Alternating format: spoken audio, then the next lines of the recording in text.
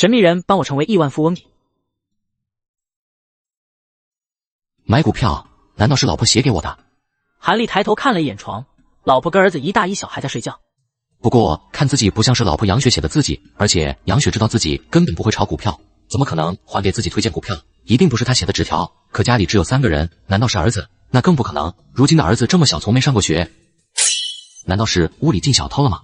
韩立一想到这种可能性，便拿起桌子上的瓶子，开始在房子里到处寻找。这怎么会是自己藏在花盆下面的私房钱也一分没少？莫不是有个神秘人故意给自己留了个发财的机会？看来要先出去搞清楚这个纸条上银广夏股票是什么。老板拿一份报纸。银广夏的股价现在是11.5块，如果涨到37块钱，能再涨26块钱，不会真是个发财的机会吧？韩立现在很需要钱。半年前，韩立这个曾经管过上百号员工的车间主任反对厂子贱卖给私人老板，结果被厂里要求第一批下岗，之后还故意拖着那一笔下岗补助金不给，家里就失去了经济来源。儿子还得了一场重病，还一直在花钱治疗，如今甚至连家里的水电物业费都拖欠了2个多月。家里存折还有一笔1万多的存款，这笔钱本来打算这几天还给老丈人的，如果用这钱赌一把，倒是有可能让自己窘迫的现状有一口喘气的机会。韩立琢磨了许久，也没做决定，只是先买了几个包子回了家。我要带孩子回一趟姥姥家。能不能不去？家里马上都没钱了，怎么过？我去找找我妈和我哥。杨雪说完，便领着孩子出了门。韩立一脸窘迫地站在门口。自己的女人为了生活去不要脸的求人，既然勤勤恳恳一辈子，最后弄得连老婆孩子都养不活，那就换一个方式，拼了，赌一把。这交易所里这么多人，元朝、艾明，你们怎么也在这？哟呵，韩立，你也会炒股票吗？自己当主任的时候，以前2个人都叫自己李哥，现在开始直呼其名了，真是人走茶凉，随便玩玩，碰碰运气。韩立，你原来是车间主任，厂子里应该弄了不少钱吧？自己要是贪了厂里的钱，还会这么穷困潦倒吗？真是小人之心度，君子之腹。韩立也没再理会丁元朝和张爱民2人，揣着钱便去营业厅里买股票。同志，我要买1000股银广夏。这是退你的1000块钱。同志，怎么你还给我1000多？银广夏不是11.5块吗？银广夏跌停了，现在价格是10块3毛5。跌停了。哈哈，这哥们也真够倒霉的，买进就跌停，得去找个地拜一拜。跌停可不好，弄不好后面还要跌。韩立听着耳边的议论纷纷，顿时面色煞白。自己这笔钱要是弄没了，可真不知道怎么面对老婆了。既然无路可退，拼了！同志把这1000块也给我买进银广夏。买完股票，韩立就一直盯着股票大厅的电子屏幕。哥们，你这么玩是不是知道什么内幕？我就是瞎玩，第一次买股票。第一次买股票就敢这样抄底？这韩立是疯了吧？他这么玩迟早上天台。那银广夏今年可跌了不少，就这眼光，以前竟然还当我们领导，怪不得厂子要卖掉。丁元朝和张爱民虽然说的很小声，但韩立听力却很好，还是全部听到了。为了之前的厂，自己这个车间主任已经拼了一切，只是企业要卖，为了普通的职工们反对卖厂，得罪了好些领导，想不到自己竟然被人在背后这么议论。快看荧幕，银广夏涨了，大涨了。韩立从痛苦的思绪中抽离出来，也在那一刻发现自己买的股票银广夏从一只绿色的股票变成了一只红色。兄弟可以啊，你这眼光不错。这么短时间就赚了1000块钱，赚钱原来是这么快活，这就叫炒股吗？交易所里之前觉得韩立抄底太疯狂了，此时都开始羡慕着这个精准抄底。这韩立真是走了狗屎运。为什么韩立会在那一个跌停时刻疯狂的买进那一只银广夏？难道他有内幕吗？韩哥，你为什么买银广夏？刚刚觉得自己不会炒股，觉得自己已经不是领导了，就直呼自己的名字。现在要求到自己，又开始叫韩哥了。这个社会太现实了。哦，这个股票我研究了很久。韩立面对丁元朝的问题，自然不会说出那一张纸条的秘密，而且随便胡说八道一番。韩哥，那你帮我们挑个股票呗。就是韩哥，帮帮我们吧。要我选股票？呵呵，就那个珠光房产吧。珠光房产。此时的珠光房产已经大涨5%，在绿色的大盘中也是少数的存在。这么高还能追吗？也就在这时，珠光房产突然一路歪歪扭扭开始往上走，走着走着涨停了。自己今天运气这么好吗？原本就是随便忽悠2个人的，没想到这么一指，竟然点出了一个涨停股。我操，厉害呀，韩哥，你可太牛逼了！能不能再给我们点一个？这个珠光房产涨停了，买不进了。韩立泡在这交易所里1天了，还没吃东西，心里也着急回家，就随便看了一眼交易盘上的股票。那就昆仑五华吧。好，就买它了。你们知道吗？那个韩立老婆早上好像走了。真的吗？当然了，我早上看他抱着小孩，拎着个大包走的。我问他是不是回娘家，他还点了点头。这时候回娘家，那肯定是日子过不下去了。这个韩丽也真是做了多年的车间主任，竟然那么没有油水。就是可惜杨雪了，长得那么漂亮。几个人异常兴奋地谈论着韩丽的家事，丝毫没注意到韩丽从他们面前经过，而韩丽一脸面黑的假装没听到。怎么才能变得有钱呢？在交易所待了一整天也没吃饭。韩丽在家里找了找吃的，却连菜叶子都没找到，她便走到花盆下面，摸出藏着的50块钱私房钱，打算去买几个大花卷。又是一个小纸条，这放纸条的人怎么做到悄无声息把纸条放进自己家里的？他到底是谁？又有什么目的？对方把纸条放在自己藏私房钱的地方，显然对方非常了解自己。随后韩丽将纸条打开，只见上面写着一句话：借钱、抵押房子、办信用卡。这个意思是，只要弄到足够多的钱，买进那一只银广夏，那么就能赚到很多钱，这不就发财了吗？可要是对方说的那一只银广夏的股价不上涨，而是下跌呢？那么自己就彻底沦为无家可归的穷光蛋了，还背负上一笔一辈子都还不起的钱。韩丽在屋子里走来走去，突然对着空空的屋子笑了起来，笑得悲凉无奈。这穷日子我过够了，拼一把，也许这就是个机会。是叔叔吗？我们邻居现在大晚上的在偷东西，我怀疑他在碎尸。韩丽看见纸条的留言，决定了拼一把，然后就来到了银行。这个房子市场价大概是4万块钱，如果按照评估价7折就是2万8，就这么一点吗？道里的房子也就1500一平，这个钱不低了，你到别的银行估计还没这么多。没想到自己骄傲的房子竟然是那么不值钱，那行吧，就抵押吧。抵押的流程有一点慢，审批走流程起码得半个月。半个月抵押自己房子的钱需要这么久？半个月时间股票可能涨很多，到时候就亏损了许多收益。你要着急用钱的话，不如办张信用卡吧，我给你2万的额度，你有这房产证也好办，我今天就给你办出来。信用卡，小纸条上的第2个任务就是办信用卡，那好，帮我办一下。随后韩丽开始一家家银行跑，用了不到2周的时间就办了4张信用卡，额度差不多也是2万左右。4张卡还有房子的，抵押这10万块钱的利息，应该是1个月1500块钱，相当于自己之前厂子里上班的工资。如果股票投资失败，就算能回厂子里上班，也注定一辈子翻不了身，自己一定要赢。韩丽豁出去后，人就会变得很洒脱。这种洒脱直到韩丽进小区的时候，见到大门口贴着一张通缉令。卧槽，有一个入室抢劫的匪徒抢走了一户人家10几万，还卡了一家3口。韩丽回到小区楼里，几个叽叽喳喳的妇女正在议论小区里发生的案件。哎呀，这么凶手也太可怕了，搞不好这凶手就是我们这个宿舍区的，否则他怎么知道那家人刚刚银行取了钱？要是这样也太可怕了，这凶手怎么就能对身边的人下手呢？女人里面当属机修车间吴大头老婆顾秀芬说的最凶，她昨天议论韩丽的家事，今天议论凶杀案，不放过一个热点。韩丽见到这个主是一个头2人大，想要避开一些。齐大妈，你不是要和韩丽收水电物业费吗？她回来了，不过估计您要不着这个钱。顾秀芬的声音很小，韩丽却听得一清二楚，加上顾秀芬那幸灾乐祸的样子，更是声情并茂。至于顾秀芬这么喜欢看自己出丑，是因为之前韩丽没有把她的弟弟安排进车间里干活，从那以后，这顾秀芬就经常阴阳怪气的。这韩丽是当过干部的人，还能连交水电物业费的这点觉悟都能没有吗？嘿，您还不知道吧？他家穷的日子都没法过了，老婆杨雪都走了。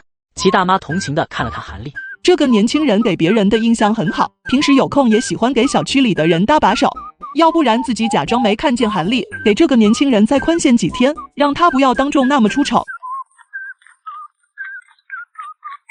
齐大妈，水电物业费是不是1362毛5？好像是的，我看看单子。齐大妈见到钱微微诧异，看了看单子，然后犹豫的看了一眼韩丽，才接过这钱。她原本以为韩丽压根付不出这笔钱。她怎么还有钱？韩丽看了看眼前这些叽叽喳喳质疑自己的人，突然想到那一张纸条上的字。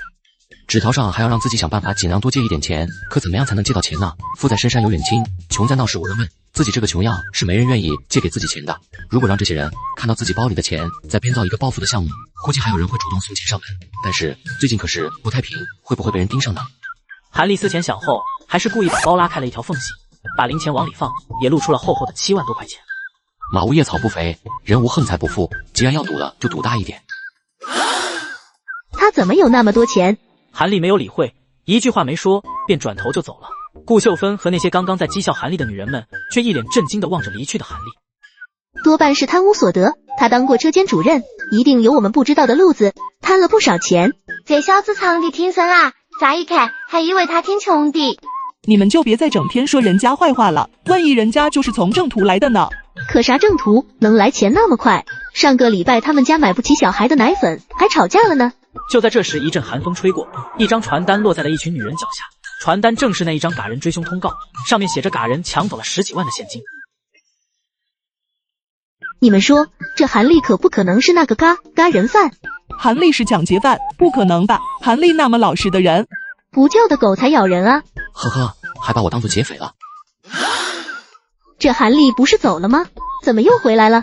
韩立本来走了半路，才想起家里没什么吃的，便打算买点吃的，才返了回来。韩立听他们叽叽喳喳的谈论自己，也只当搞笑，背着钱去买吃的。这一阵子没有钱，家里都是清汤寡水的，先弄一些肉，做点酱大骨吃。韩立到了店里，买了一大袋子肉骨头，买完了菜，回到了家里，生火做饭，开始酱大骨。而买来的猪骨头需要处理一下，他就拿一把厚实的菜刀砍肉骨头。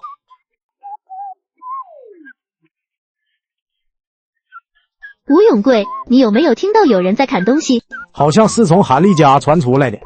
今天我看到韩立拿了一包钱回家，你记不记得这2天那桩案子？那户人家被抢了很多钱。这倒是很奇怪，那户人家丢了很多钱，而韩立一下子有那么多钱。现在是晚上9点了，这韩立怎么这么晚还在做菜？莫不是又作案了？你说会不会是在处理受害者的尸体？要不我们报警吧？喂，是叔叔吗？我们邻居现在大晚上的在偷东西，我怀疑他在碎尸。同志，在自己家做酱大骨不犯法吧？一群属鼠的同志把韩立的屋子里翻了个遍，他们在一番查找后，咽着口水发现了一大坛子酱骨头。以后报警一定要弄清楚了再报警。你们家邻居就是在家里做一点大酱骨，自己喝一点小酒，你们这样也太敏感了。原来是酱大骨，可是属鼠同志，韩立那么多钱是怎么来的？那是人家的私事，你就不要问了。几位叔叔说完后便走了。吴大头，不就以前没给你小舅子安排工作吗？做个酱骨也要报警，你特么的是不是有点过了？都是这老娘们唧唧歪歪的，我也是误会你了。不是你说的处理尸体，你报的警吗？没你和我说凶手就是韩立，我能说那个吗？两夫妻你一言我一语的便吵了起来，楼下的邻居全都上来劝来了。韩立这一场是杀人凶手的误会也便解开了，不过他赚了大钱的消息也不胫而走。韩主任早啊。韩主任出门了。今天的邻居都怎么这么热情？自从自己不当车间主任，很少有人叫自己主任了。今天是怎么了？张大顺拿3个包子，再来1碗豆浆。哟呵，韩主任早啊！听说你发财了？哪有，欠了一屁股债。您就别骗我了，我都听人说了，你昨天往屋子里带了好几10万的钞票，然后都引来叔叔了。哎，人言可畏，哪里有那么多钱，都是谣言。自己包里也就7万块钱，怎么一转眼就被人说成了几十万？韩主任，你别骗我了，你是不是有什么发财的门道？想知道吗？当然想知道。韩主任，这碟小菜拿去吃。在我当车间主任的时候，贪污受贿了。贪污倒是有可能，不对，有谁贪污受贿还能这般从容的讲出来？这不是有病吗？韩立，你个垃圾，也太小气了，都是住一个宿舍楼的，发了财不肯帮帮兄弟就算了，连个实话都不肯说。怎么这还数落起我来了？这张大顺是什么毛病？怪不得早上这么多人对自己热情。所谓天下熙熙皆为利来，天下攘攘皆为利往。这些人多半觉得自己以为自己发财，然后有利可图，所以对自己这么热情。既然现在大家都觉得自己是有钱人，要是问人借钱，总要方便一点了吧？韩立内心的邪恶在那一刻突然被点燃，便有了一些做坏事的小想法。你进来做什么？刚才在外面有一些话不方便说，就进来和你说。这几天你也知道宿舍区这边不太平。前2天宿舍区发生了抢劫案件，自己今天大庭广众说韩立发财了，这不是让那些坏人注意到韩立吗？怪不得韩立不肯说实话。对不住啊，兄弟。嘿，不提这个，现在有个机会给你兄弟发财，有个项目1年1分半的分红利息，旱涝保收，年底还有分红，愿不愿意出点钱入股？卧槽，1分半的利息，银行的利息只有3厘9，这1分半可是银行的好几倍啊！这事情可别往外说，我就帮你一个，说多了到时候都来找我。韩主任，我就知道你讲义气，我下午给你拿5万过来。行，那我先走了。韩立说着扔下10块钱当做早餐钱。韩立，你把我张大顺当什么人了？大家都是兄弟，我还能收你包子钱吗？那行，我也不把你当外人。这入股的事情千万别再往外传了，你知道就行了。韩立一脸严肃地告诫张大顺，可他知道这件事情很快一定会传遍小区，会有更多的人找自己要投这个项目，因为张大顺是出了名的嘴不言实。哟，张大顺，今天怎么这么高兴？是不是你媳妇昨天没打你，把你美的？告诉哥几个，我要发财了！韩立给了我一个发财的门路。韩立突然发财的消息可是传遍了整个职工宿舍，但是谁都不知道韩立是怎么发的财。张大顺这么一说，所有人都变更好奇起来。什么发财门路？张哥给兄弟几个说说。张大顺也都不住，便把韩立要让自己入股的事情一五一十的说了个透底。许多人一听这么好的买卖，便也想找韩立投资，毕竟韩立是大家都知道的老实人。韩立早上在张大顺那里吃完了包子，拿着全部的7万块钱就来到了股票大厅。这银广夏又涨了，又涨了。韩立早上把7万块钱扔进股市，加上之前的股票，他手中有了7200股的银广夏股票。这些股票到了下午的时候一路大涨，原本大约8万3千多的市值，便一路飙升到了9万块钱。我这心脏有点受不了啊！这一天赚了7000块，这相当于一辆进口摩托车了。哎呀，韩哥，你太厉害了！你说的昆仑五华表现得太好了。韩哥高手就是高手，我今天早上看了报纸，以为这个股票要跌，结果竟然是涨停。韩哥，你的股票炒得那么好，要不你带我们，我们把股票的钱交给你，你帮我们炒。呵呵，我也就刚学没几天，不敢把你们的钱都弄没了。于元朝和张爱民见韩立不同意，他们面色尴尬起来，两个人对看了一眼，像是想到了什么法子一样。韩哥，你要帮我们炒股票，我们5-5分账，盈亏1人1半，怎么样？你们有多少钱？韩立有了那小条子暗示银广夏要涨到37块后，就一直在想着办法弄钱，想要弄到很多钱，在这个股市里面大赚一笔。10几万。10几万，这两个家伙竟然比自己这个车间主任都有钱，你们怎么会有那么多钱？我老家在上治，老宅子边上刚修路，就赔了一些钱。拆迁改变命运，于元朝狗屎运真好。韩立同意了帮忙炒股的提议，通过转账拿到了于元朝和张爱民一共10万块的钞票。韩立拿了这一笔钱后，便立马又毫不犹豫地追高，投进了那一只银广夏。现在账户上的股票将近有20万了，如果银广夏涨到37块，除去分红，自己可以赚到近30万。韩主任啊，你可回来了！你们是干嘛的？大半夜堵在我家门口。韩主任，我们是来给您送钱的。正如自己所料，这个张大顺果然把那一个秘密告诉了所有人。韩立望着这些面容，他知道今天又可以拿到一笔款子放进股票池子了，却偏故意假装生气的对张大顺说：张大顺，我不是让你别告诉别人吗？这项目不带你完了，这事情黄了。黄了，韩主任，你可不能这样啊！我钱都拿来了。瞧我这嘴，都怪你们，都说只让我一个参与，你们非要跟来，现在好了，我都轮不到了。周边的人都是一脸尴尬，你们看我，我看看你，都没料到韩立竟然会拒绝。可也在这时，一个个在心里都觉得韩立这个事情可能很靠谱。韩主任啊，您以前怎么说也是我们车间主任，您得帮我们啊。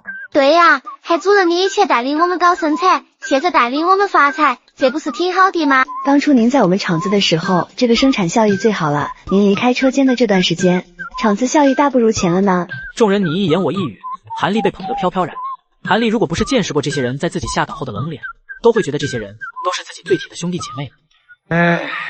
那行吧，就破这一回力，这事情可不能再外传了。谁在往外说谁是孙子？众人见到韩立点头，一个个喜笑颜开。那1分半利息的项目，谁不想要？再加上还有分红，于是屋子里的人便把带来的钱一个个交给了韩立。今天这群人手里能收到60来万，没想到周边的人其实比自己想象中更富裕。韩立啊，钱我们都给你了，你这具体的项目能不能再给我们讲一讲？我老婆今天还问我来着。哦，是去做煤矿，七台山那边我和朋友搞了一个地方。众人一听是挖煤，顿时一个个面带喜色。这年头煤价大涨，谁都知道煤老板有钱。原来是搞煤矿啊，怪不得有1分半的利息。韩立啊，你可真厉害，能弄到这样的项目。韩立这个项目有牌照吗？会不会不安全？这话一问，众人面色也是一紧张，偷偷的打量韩立。挖煤虽然发财，可是也经常出一些人命案子，这个是让人最害怕的，不仅容易赔钱，还容易进去。牌照自然要上的，一切都是合规合法的在弄。但是这个项目太肥，万一被人知道了，到时候就有很多人来抢，你们一定要保密。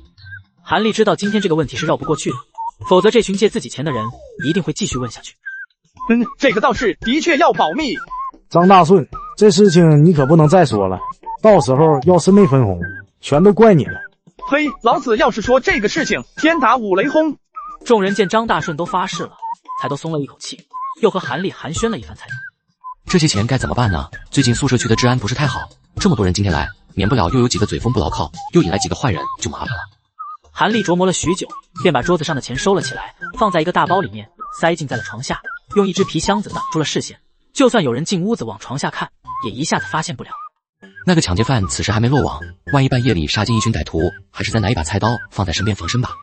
韩立望着自己手中的菜刀，有了一些安全感。可就在这时，传来一阵阵的敲门声。韩立听见一阵敲门声，又看了看墙上的钟，此时已经晚上9点半了。谁这么晚还来找自己？总不会是真的有人要来抢劫吧？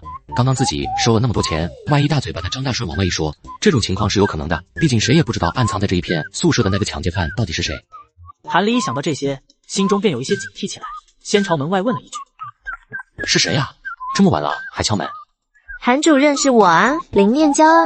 这林念娇平时打扮的花枝招展的，大冷天都穿着黑丝袜，一年换好几个男朋友，是出了名的狐狸精。楼里的中年妇女们见到自己老公和她说话，都要骂人的。她怎么来找我干嘛？韩主任，快点开门啊！有什么事情明天再说吧，我已经睡觉了。要是让林念娇这样的狐狸精进了屋子，传到老婆杨雪耳朵里，我就是跳进黄河也洗不清了。韩主任，我又不会吃了你，你开门吗？人家有事和你说。韩立假装没听见林念娇的话。林念娇在外面喊了几声之后，见到韩立不开门，她气呼呼的又重重的开了几下。韩立，你是不是个男人？我就是想向你投一点钱，你怎么连个门也不敢开？林念娇，你一个姑娘家，大半夜拍我一个已婚男人的门，我怕你到时候传出去不好听啊。韩立这话一出口，就如同一个巴掌拍在林念娇的脸上，她顿时面色一片绯红。他这不是在骂我不要脸吗？老娘在宿舍区看上的男人，哪一个不是勾勾手指头就来？韩立，你有种，咱们走着瞧。这是走了吗？韩立刚松了一口气，准备上床睡觉时，敲门声又响了起来。是谁？大晚上的还让不让睡觉了？我，杨雪。韩立，这门怎么开不开呀？房门被反锁了，又顶了一张大桌子，杨雪自然是开不了。韩立从猫眼上往外确认了一眼，杨雪抱着儿子正在门口外面，随后推开了桌子，又拧开了反锁，把一扇单薄的木门打开了。怎么这么久？韩立，你干嘛呢？这2天宿舍区出了个案子，我怕有坏人来。我们家都穷成这样了，还需要防小偷吗？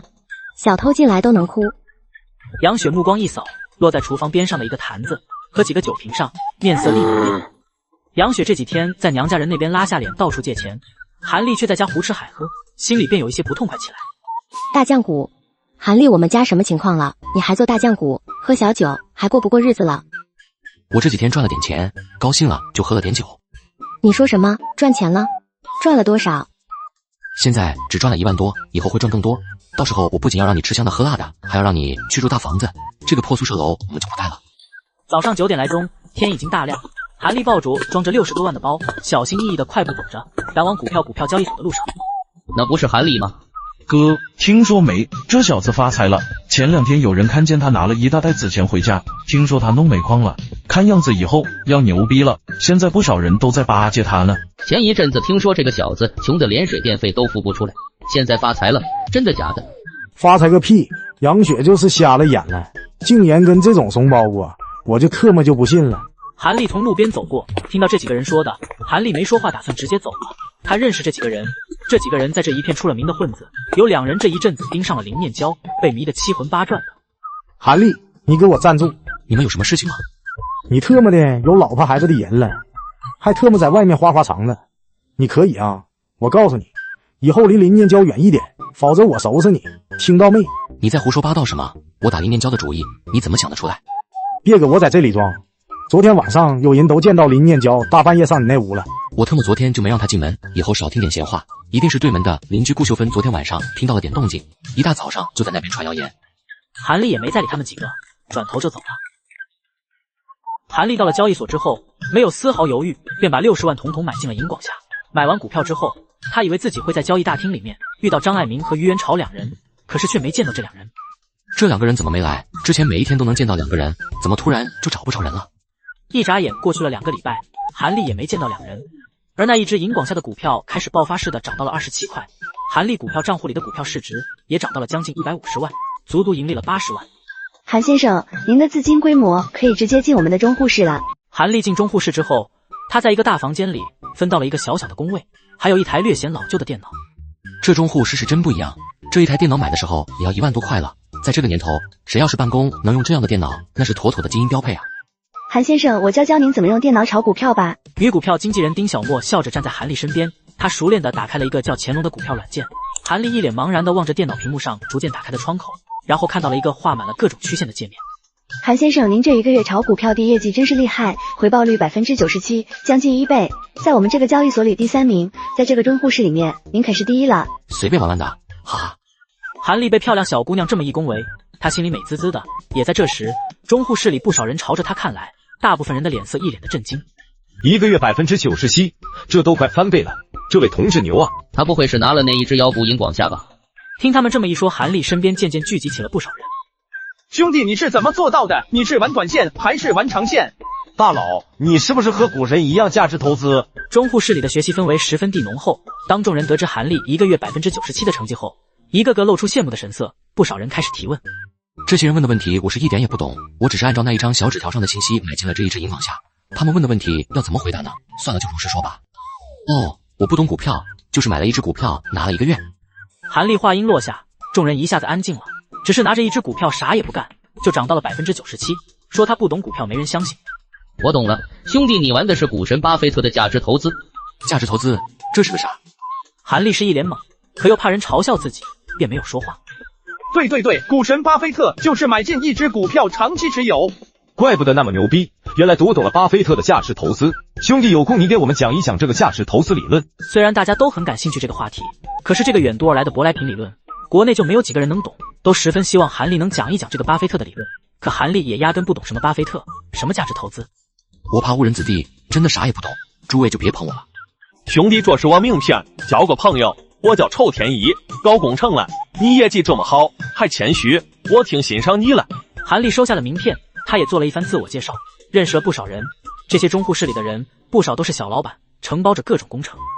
这些人极少人是靠着炒股票走进这个中户市的，大部分人还是靠自己的主业赚来的钱开始炒股票的。炒股票发财的几率真是微乎其微，要不是靠着神秘的纸条，我也走不进这个中户市啊。韩立在中户市里待了一天，晚上走的时候取出来了10万块，打算给儿子老婆买一些东西。宝贝，看我今天给你买了什么。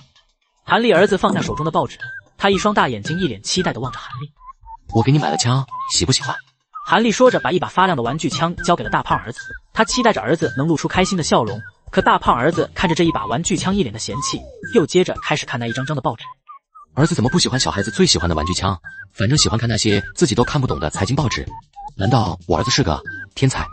老婆，我今天买了好多东西，快来吃。你哪里来的钱，天天买这么多东西回家？老婆杨雪不喜欢自己炒股票，她一直觉得那是一种赌博，该怎么跟老婆解释呢？杨雪见韩立一直没有说话，脸色一沉，便开口说道：你是不是问别人借了很多钱，还骗人说你有一个投资项目？是的，我借了很多钱，但不是骗，我真的找到一个项目很赚钱，马上我们会很有钱的。什么项目？给我说说。暂时不能说，这需要保密。韩立知道杨雪在怀疑自己做什么坏事，可在这个时候不能把实话讲出来，因为一旦让他知道真相，一定会让自己放弃炒股票的。那一只银广下还能涨到37块钱，现在的股票资金等到那个时候还可以多赚90多万，这么一大笔钱放弃太可惜了。保密？你对我还保密？韩立，我嫁给你，还给你生了小孩，这一辈子青春都给了你，你还对我保密？杨雪怒了，她扯住了韩立的耳朵。老婆轻一点，孩子看着呢。杨雪，儿子笑了，儿子笑了。儿子笑了。杨雪一听这话，她原本以为是韩立在骗自己，可是再扭头一看，儿子竟然笑得很开心。杨雪原来一脸的愁容便一扫而空，她松开了韩立的耳朵，激动地抱起了儿子。自从儿子生下来之后，就从来不会哭闹，就算打针连眉头都不会皱一下，也从来不笑，总是一脸闷闷不乐的样子。今天儿子笑得这么开心，看来我儿子是正常的。韩立他好像喜欢看我拧耳朵，你再配合一下。那你轻一点啊。韩立凑过脑袋配合，他也想再看一次儿子笑一回。杨雪便轻轻地拧了一下韩立的耳朵。韩立，儿子又笑了，又笑了，宝宝的病好了。晚上吃一顿好的，庆祝一下吧。杨雪点了点头，没再计较韩立的事情。她穿上了围裙，开始淘米做菜。韩立则抱着宝贝儿子看起了电视机。好儿子，爸爸给你调一个动漫频道，汤姆和杰瑞，这动漫可是许多小朋友喜欢看的。胖儿子看到这片子，他眼睛就往别处看，一点也不感兴趣的样子。不喜欢看这片子吗？爸爸再给你找找别的。韩立便在切换频道，结果不一会看到一个财经节目，里面主持人正在讲解着关于一个叫做互联网的东西。韩立看了一眼，觉得太深奥了，正要换台的时候，韩立却发现自己宝贝儿的那一双大眼睛正在聚精会神地盯着屏幕看。韩立在家吗？儿子，你先自己玩一会，爸爸过去看看是谁敲门呢。谁呀？我们是叔叔，过来找你有点事。杨雪一听这话，面色一下子变得刷白，她紧张不安地看着韩立。别担心，没事，我做的不是什么作奸犯科的事情。韩立忐忑不安地把门打开，门外站着2个大盖帽的叔叔，他们面色冰冷，带着一种质疑的神色，一切都在表明某个触犯底线的事情发生了。你是韩立？对，我就是韩立。最近有看到于元朝和张爱民吗？大概半个月前见过一次，上次在交易所里见到2人后，对方把一笔10万块的资金打进了自己账户上，从那时候开始，2个人就好像神秘消失一样。难道宿舍区的凶杀案真是这2人做的？叔叔同志，他们犯了什么事情吗？丁元朝和于爱民涉嫌一起盗窃罪，他们把机械厂仓库里的一套设备偷出去卖了。你知道这件事情吗？不知道。我们调查的时候发现，机械厂的那一套设备原本都是你经手的，想请你回去调查一下。可以的，我去跟我老婆说一声，就跟你们走。杨雪，你在家照顾好宝宝，等我回来。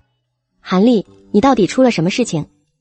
杨雪一脸慌乱地望着韩立，那一双大眼睛里充满了担忧恐惧。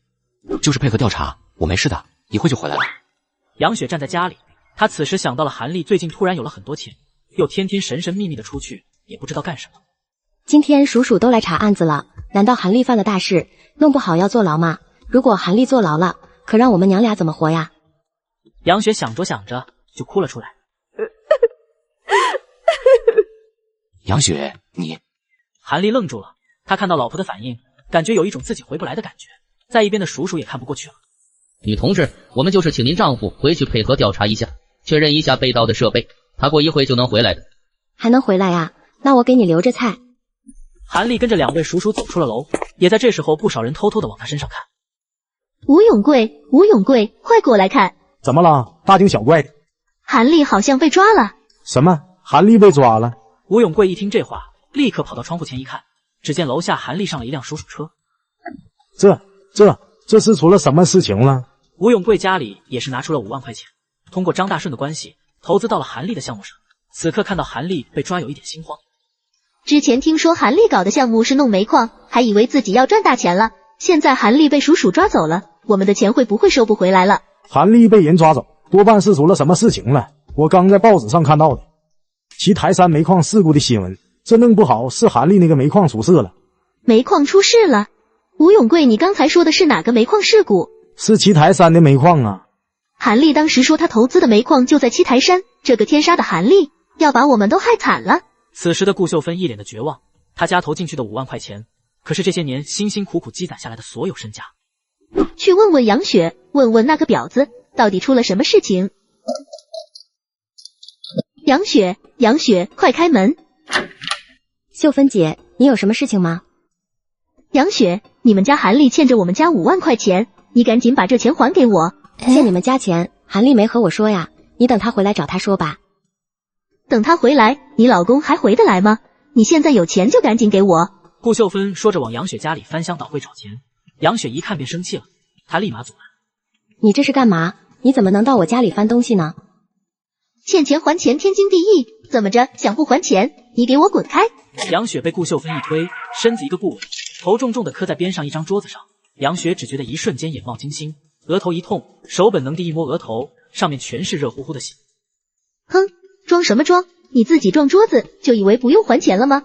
顾秀芬边说边找，很快便在一个柜子里找到了1万块钱。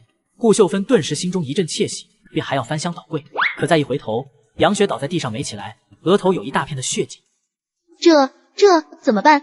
自己就是想要一点钱，可不想弄出什么人命啊！我得赶紧走。顾秀芬头也不回就跑了出去，一边跑还一边说：这事情和我没关系，这事情和我没有关系。没错，这就是当初厂子里买的那一台德国吉特曼，当时我记得是40万的报价。40万？可我看到你们厂子里的老会计说，这台东西花了130万。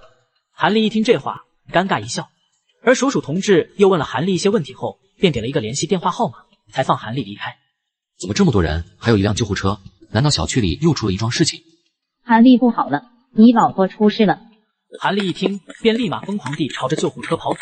跑近了一看，只见车上躺着的正是自己老婆杨雪。齐大妈，我儿子拜托你先帮忙看一下，我先去医院了。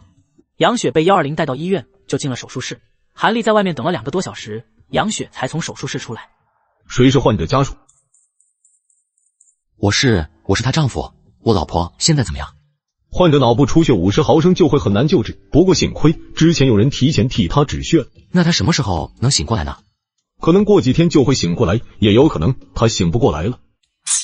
醒不过来了？怎么离开的这一段时间里，老婆怎么会出这样的事？要是醒不来，那不成了植物人了吗？韩丽此时整个人像落入了冰河里面，心拔凉拔凉的。她觉得一个人无法承受，便又给自己的父母打了电话。老头老太太得知后，立马跑来了医院看媳妇。韩丽，你是怎么照顾杨雪的？韩丽给杨雪家里人打个电话吧。我这就去打电话。韩丽随后找了个公用电话打电话。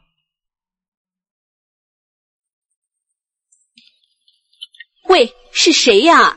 是我，韩丽。韩丽，你打电话来干嘛？又要来借钱吗？我妈都和杨雪说了，没钱。不是的。韩丽刚想解释，小姨子杨飘飘便把电话挂了。韩丽在这一刻有一些难过，并不是因为小姨子对她的无礼，而是想到了老婆杨雪半个月前跑到娘家去借钱的时候受到的冷遇。为了借钱，杨雪跑回去求自己的母亲，可是换来的却是一脸的冷漠，只有一句：嫁出去的女儿泼出去的水，跟我借钱不可能。杨雪从老妈那边借不到，便从兄弟姐妹借钱，可是也没有一个人愿意，哪怕是区区生活的几百块钱都没有。而杨雪的娘家人承包着大片土地，每年光卖粮食便有10几万的收入。韩丽想着这些事，默默地回到了病房。韩丽回到了病房，居委会的齐大妈抱着韩丽的儿子来看望杨雪，她便说了当时发现杨雪出事的状况。我当时收电费，听到楼道里有个孩子在大哭，我一上楼便看到是你家的娃娃，光着个腚，在屋子外面大哭大叫。我一看这怎么回事，就立马把你家娃抱了起来，去你们屋子找杨雪。结果一看就不得了，杨雪躺在地上，脑袋上满是血，脑门上还放着一块尿不湿。我吓了一跳，赶紧叫人打了120，又报了警。脑袋上放着一块尿不湿？杨雪脑袋上怎么会有一块尿不湿？我也在想这个事情，我琢磨是不是杨雪在给宝宝换尿不湿的时候脱下来的，然后按着脑袋。但我觉得要是她还有知觉，应该不会拿这么脏的东西按在自己脑门上。杨雪是个爱干净的人，她估计死也不会用这个东西。医生说那一块尿不湿起了一个止血的作用，让杨雪没有继续大出血，保住了一命。可是谁用尿不湿救了杨雪呢？杨雪究竟是怎么撞破脑袋？当时又发生了什么事情？谢谢你，齐大，这1000块钱你拿着。你这是干什么？都是一幢楼的，我举手之劳怎么能收你钱？这样子太可碜了。一点心意，齐大妈。你再这样子，我就走了。韩丽这才把钱收了起来，只是把这个事情记在心里。她琢磨着有机会了要好好谢谢这个老太太。她感激之余，便从桌子上要拿一个苹果给齐大妈吃，可手伸过去的时候，面色微微一变，在果篮里不知道什么时候多了一张纸条，上面写着一行字：顾秀芬是凶手。神秘纸条又出现了，和上2次的字迹一模一样，不过这次是居委会抄水表用的表格纸。神秘人难道是齐大妈？韩丽突然又想到，齐大妈有高中学历，还有一手可以写春联的好字，她没有必要写出这么歪歪扭扭的字。于是韩丽试探性的问了一句齐大妈：齐大妈，这水果篮是你放的吗？齐大妈看了看水果篮，她却一脸绯红的说道：来得着急没买东西。话音落地，气氛一瞬间便尴尬了起来。哦，不是你放的，如果不是齐大妈，那又是谁呢？韩丽手上拿着纸条，一脸茫然。她看着纸条上的内容，还是决定先把欺负自己老婆的凶手抓起来。如果直接去报警让叔叔处理的话，顾秀芬要是一口咬定不是他做的，叔叔到时候也拿他没办法，毕竟办案子都是要证据的。爸妈，你们先照看一下杨雪，我先出去一趟。韩丽出去后就到卖电子商品的商店买了一个带录音功能的复读机，然后把这个复读机放在了一个公文包里面，就准备要去顾秀芬家里面。这菜一点荤腥都没有，怎么吃？吃个屁！借给韩丽的钱还有4万块没弄回来，家里都没钱了，还吃。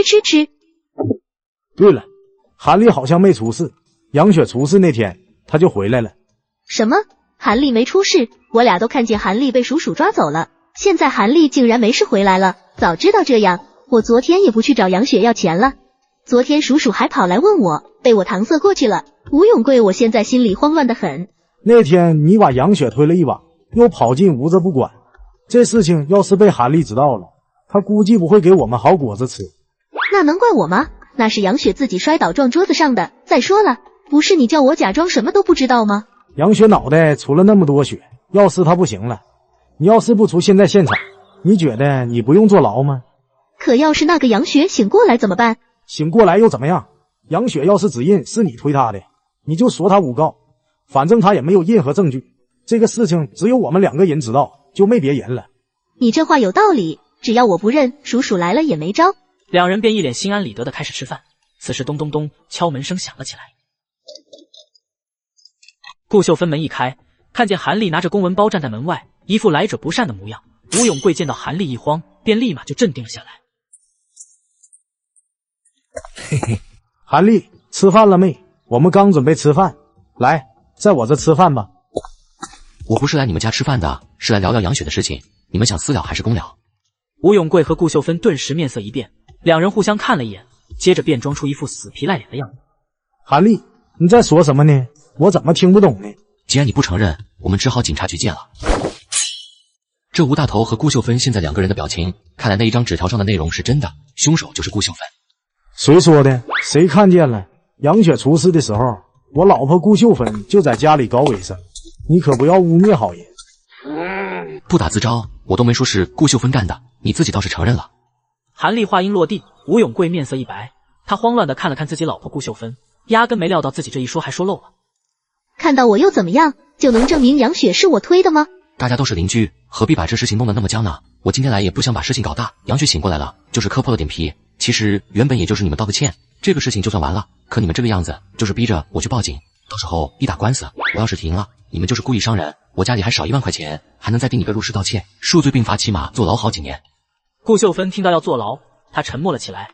吴永贵在一边听着，他也是一脸若有所思。过了许久，顾秀芬试探地问了韩立一句：真的就给杨雪道个歉就没事了？杨雪现在都没事了，就是磕破了头皮，我为什么要这样小肚鸡肠不放呢？我还以为杨雪出大事了呢，原来只是磕破了点皮。既然杨雪没有大碍，道个歉就道歉，要是真的惹了官司，还真的惹一身骚。顾秀芬看一看身边的老公吴永贵，吴永贵点了点头，他那意思也是道个歉算了。韩立，真不好意思，当时我就是不小心推了一把杨雪，哪里晓得杨雪竟然脑袋磕到了桌子角上，当时我太害怕，就跑回家了。然后你还把尿不湿放在杨雪额头上。尿不湿？什么尿不湿？我当时害怕就走了，我怎么会把那么脏的东西放他头上？原本以为是你给杨雪止血的，原来是动了手之后就不管不顾，让额头上大出血的杨雪等死。在韩立得知一切的真相之后，便转身要离开吴永贵家，立马去报警。那个韩立兄弟，我有空了去医院看杨雪啊。你不用去看杨雪了，等着去坐牢吧。坐牢？你什么意思？韩立，你刚才还说的好好的，怎么现在就翻脸了？我翻脸，你把杨雪推倒，她额头大出血，你却对她不管不顾。杨雪现在还在医院里昏迷不醒，她要是醒不过来，我让你们在牢房里待一辈子。杨雪还没醒过来，这韩立死诈，骗了我和顾秀芬。如果杨雪现在还没醒，那真是出大事了。吴永贵看了看老婆顾秀芬，韩立，就算你知道是我干的又怎么样？又没人可以作证，你去法院告我也赢不了，你没有证据。来的时候我的确没有证据，可是现在有了。复读机，你偷偷在录音。顾秀芬和吴永贵看到了那台能录音的复读机之后，两个人面色惨白。韩立，我们错了，你就饶了你秀芬嫂子这一回吧。饶了顾秀芬？顾秀芬饶过我老婆杨雪吗？她见到杨雪躺在地上，想过打过一个电话救她命吗？韩立说完便快步下楼。过了20分钟后，一辆警车便呼啸而来，把吴永贵和顾秀芬这一对夫妻都押上了警车。宿舍楼附近的人都不由围着来看。这不是顾秀芬和吴大头吗？他们2个怎么被抓了？这2个家伙平时看就不是什么好东西，龙骑士那个顾秀芬整天到处惹是生非的讲人是非，这就叫恶有恶报。韩立把顾秀芬和吴永贵送进派出所后，就马不停蹄地来到了医院。别人现在的状况不容乐观，他的大脑受了刺激，可能一下子醒不过来。那怎么办？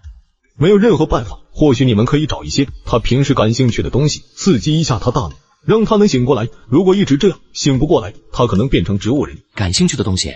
杨雪平时喜欢听各种歌曲，给杨雪放一些音乐试试。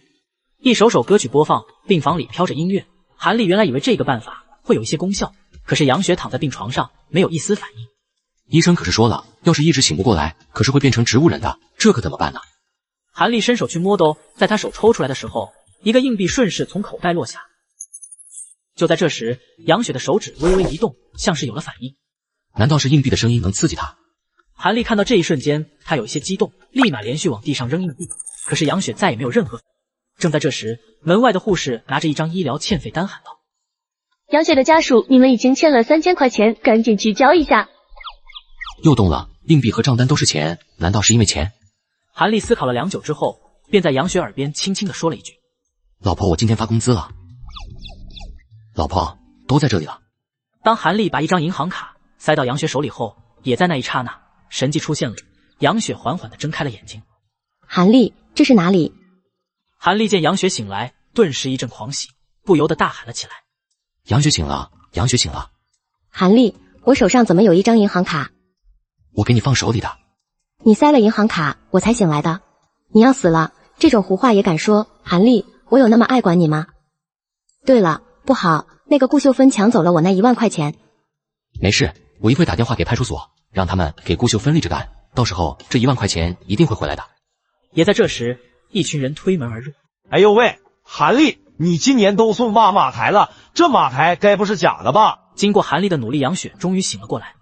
而这时齐大妈一伙人来到了医院。韩立，你老婆怎么样了？齐大妈、大顺，你们怎么来了？韩立啊，这一次吴永贵和顾秀芬2个人都进拘留所了，弄不好还要坐牢。你能不能高抬贵手，放他们2个一马？都是街坊邻居的，你就给他俩一个机会吧。韩立一听齐大妈这话，便心里咯噔一下。想不到救了杨雪的老太太会来给顾秀芬和吴永贵求情。对了，这老太太之前认了顾秀芬做干女儿。来的时候我已经去看过顾秀芬他们了，他们说只要你不追究，他们有5万块钱放在张大顺手里，交给你投资，这钱就当赔偿杨雪的，只要你不追究这个事情。是的，韩主任，我和齐大妈一起过去的。这不是钱的问题。韩立差不多就的了，干嘛的理不饶人呢？7号楼的老王家儿子在煤矿没了，也就赔了5万块钱，现在家里还要用钱。还有顾秀芬的弟弟是个大混子，我们惹不起。仅仅5万块钱就能原谅要自己命的人，人穷无视命就贱。韩立觉得有一些悲凉，韩立不同意和解。齐大妈一脸愧疚地对韩立说道：“韩立，我就知道你心里不舒服，可我也救了杨雪和你儿子，一命赔一命，你就给我老太太一个面子。顾秀芬他妈死得早，也没人管教她，我是她干妈，我也有责任。”一命赔一命吗？韩立沉默了。顾秀芬把杨雪害成这样，他想把顾秀芬他们2人往死里弄，可齐大妈有救命之恩。一命能抵一命吗？数学成立，意难平。如果把他往死里弄，很快顾秀芬的弟弟就会带着人来搞事情，那是个大混子，未来的生活，老婆和儿子怎么办？随后在杨雪和齐大妈的劝说下，韩立思前想后，最后无奈签下了一份谅解协议。可他心里没忘记这个仇恨，而顾秀芬最终也只判了3个月。与此同时，韩立带着杨雪出院了。那一天正是过年前的一天，整个城市都是一片祥和的气氛。韩立带着杨雪去了商场置办了一些年货，时间一点点推进，走进了2000年。韩立，明个初2得回我爸妈家了。杨雪生病的时候，娘家人的冷漠态度，打了那么多次电话，可是一个人都没来看杨雪。韩立犹豫了好久，还是没有把当时情况说给杨雪听。好的，那就一起去看看你爸妈。韩立坐在震动着的火车中，他望着身边坐着的杨雪，不由想起第一次见杨雪，便是被单位派去宾县洽谈业务，当时也是在火车上。韩立第一次见到杨雪就起了贼心，因为这小姑娘太漂亮了，大大的眼睛，皮肤白皙。你好，我叫韩立，可以认识一下吗？可是当时冷傲的杨雪压根就不理韩立，韩立却是坐着车不要脸的搭讪了一路。最后韩立半年后搞出了人命大事，让杨雪奉子结婚。杨雪家的人为此都差一点和杨雪断绝关系，这也是韩立和杨雪家里有着巨大隔阂的由来。原来杨雪这样美的女孩子，在杨家人看来应该嫁给乡长家儿子，可是哪里料到竟然被韩立这样要钱没钱，要背景没背景的穷酸工人小弟骗走了。爸妈，老头老太太见到韩立，只是一脸冰冷的点了点头。杨雪后脚跟着穿着一身貂抱着娃走了进来。爸妈，我们来了。哟，丈母娘李慧珍一见到杨雪，面色微微一震，目光落向女儿那一身光滑闪亮的貂皮。妈，韩立给我买的，好看不？韩立给你买了貂？他看了许久之后，便有一些惊喜，又疑惑地看了看韩丽。韩丽见到丈母娘怀疑的目光，一脸谦恭地说道：“是我买的，买了2件。2件？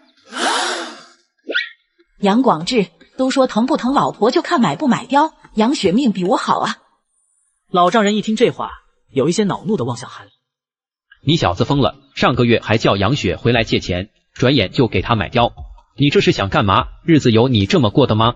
没想到买貂给老丈人带来那么大的压力。我觉得这才是爷们，心疼女人。我都没穿过貂，这都是命苦啊！你少啰啰嗦嗦的，今年不是欠款拿不回来吗？拿回来了，我立马给你买貂。他又看了看韩丽，这个女婿今年就是没还欠款的债主之一。他这是话里有话，意思就是韩丽买貂皮的钱还不是问我借的。哦，爸爸，想不到你最近那么困难，我正好带着钱，我先把上次欠你的钱还你。还钱了？我还以为你还不出呢，里面我还加了1000块的利息。还给我利息？你小子今年是发财了吗？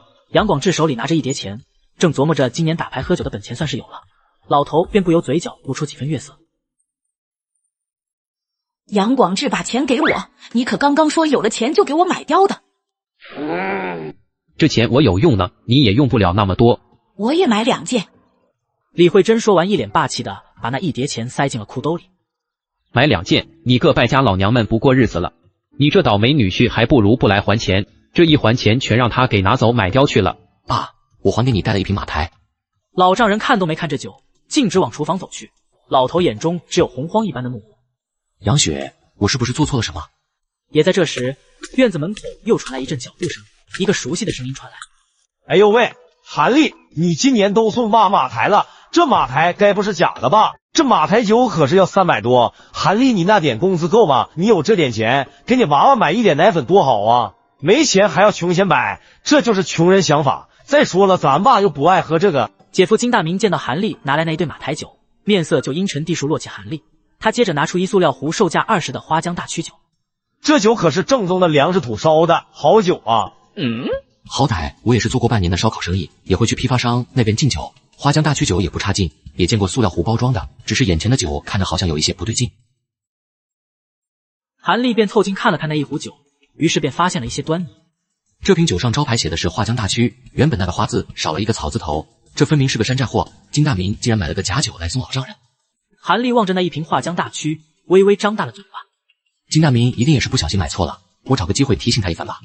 韩丽，你老盯着我这酒看干嘛？是不是平时连花江大曲都没喝过？呵呵，看来还是好人难做。原本还想提醒一下你，既然这么看不起自己，还是算了。金大明、韩丽，菜都做好了，爸喊你们去喝酒。爸来，我给您倒上。这酒不对啊！杨广志拿起了酒壶，细细看了一眼，便勃然大怒起来。他第一时间便觉得是韩丽，毕竟这个一向穷酸的女婿没钱，啥事情都做得出来。这酒是你送的吧？过年就来这么一回，你就好意思买这样的假酒应付我？爸，这酒不是我买的。杨广志微微一愣，竟然不是韩丽买的。他便看了看金大明，爸，这酒是假的，不会吧？你要觉得是真的，那你就喝喝试试。我们屯上可是有张老六喝了假酒眼都瞎了的。金大明看着那一碗酒，面色一脸惨白。他压根没想到自己在村口买的花江大曲竟然是假的。爸，这酒不错啊，得50块一瓶吧？300多在市里的专柜买的。300多，比精装的花江大曲还贵。杨广志一脸诧异，便拿起这马台的酒瓶子瞅了又瞅。这一瓶马台酒能买上10来瓶花江大曲了，这酒实在太贵了。哎，这酒喝了浪费，我得留下来请村里的领导干部们喝。我明年还打算再多弄几亩地呢。杨广志心疼这酒贵，便把那一瓶子马台又拧上了盖子，走进屋里藏了起来。随后杨广志从屋子里回来后，他又捡起地上那一壶酒，给自己倒了半碗。这，老爷子竟然要喝假酒，喝假酒可是要出事的。爸，你不是说张老六喝假酒眼睛都弄瞎了吗？那是那个张老六没脑子。杨广志说完，就拿来一个热水壶，往那半碗酒里倒入冒着热气的开水。原来如此。通常甲醛中的有毒成分是甲醇，过量饮用能导致致盲，而倒入开水后可以有效的去除甲醇。甲醇的沸点大约是64摄氏度，开水是100度，甲醇会很快挥发，不过还是有一些冒险。来，喝酒吃菜。杨广志端着一碗热气腾腾的水酒，小口的饮着，也没说给韩立倒上一杯。与此同时，金大明望着眼前的假酒，苦着脸正在一口口小酌。为什么要买这样一瓶假酒给自己喝？万一喝下去眼睛瞎了怎么办？哼，真是怂包！杨花看到金大明一脸哭丧的样子，二话不说，一口把那一碗酒喝下来。老丈人给的酒你都不喝了？不是他爸爸，你听我狡辩，不是听我解释。哦，对了，我先把今年的红包给您吧。金大明把红包给了杨广志，红包厚厚一叠，里面至少有2000块的厚度，比往年多了一半。杨广志只是一摸，面色一喜，原本那恼怒也不见了。大明啊，今年好像多给了一点，去年在公司里做的不错吗？我今年在公司当了部门经理，年终奖多发了一些，韩立都下岗了，估计今年都拿不出那么多钱，这下咋能在老丈人面前出一把风头了？升职了，不错。韩立你呢？韩立见状，便从手里的一个公文包拿出了一叠厚厚的钱。爸，这些钱是我和杨雪孝敬您的。韩立，你不是失业了吗？怎么给这么多？今年做了点小投资，赚了一点小钱。哟呵，厉害了，都搞投资了，都投资了个什么？小投资就是跟着个朋友投了一点进去，后来就赚钱了。什么项目？韩立看看杨广志，又看了看桌面上的人，此时所有人都在看着自己。老丈人可是个老人精，要是也像对付宿舍楼那边的张大顺他们一样，编个煤矿的投资，恐怕烧不过去。如果说了，被老丈人识破了，万一传到滨城那边，自己筹集来的50几万资金，便可能在一夜之间被人要回去，搞不好还落下一个诈骗的罪名。看这情况还是不说了，不说便没有破绽。也不是什么大项目。那是啥项目？杨广志见韩立迟迟不回自己的问的话，便有些恼怒了。你连我都不说，韩立是不是给你脸了？爸问你话呢，你都不说。我连杨雪也没有说。杨广志看着韩立一脸坚定的神情，目光扫了一眼杨雪身上穿着的貂皮大衣，又看了看手中的一沓钞票。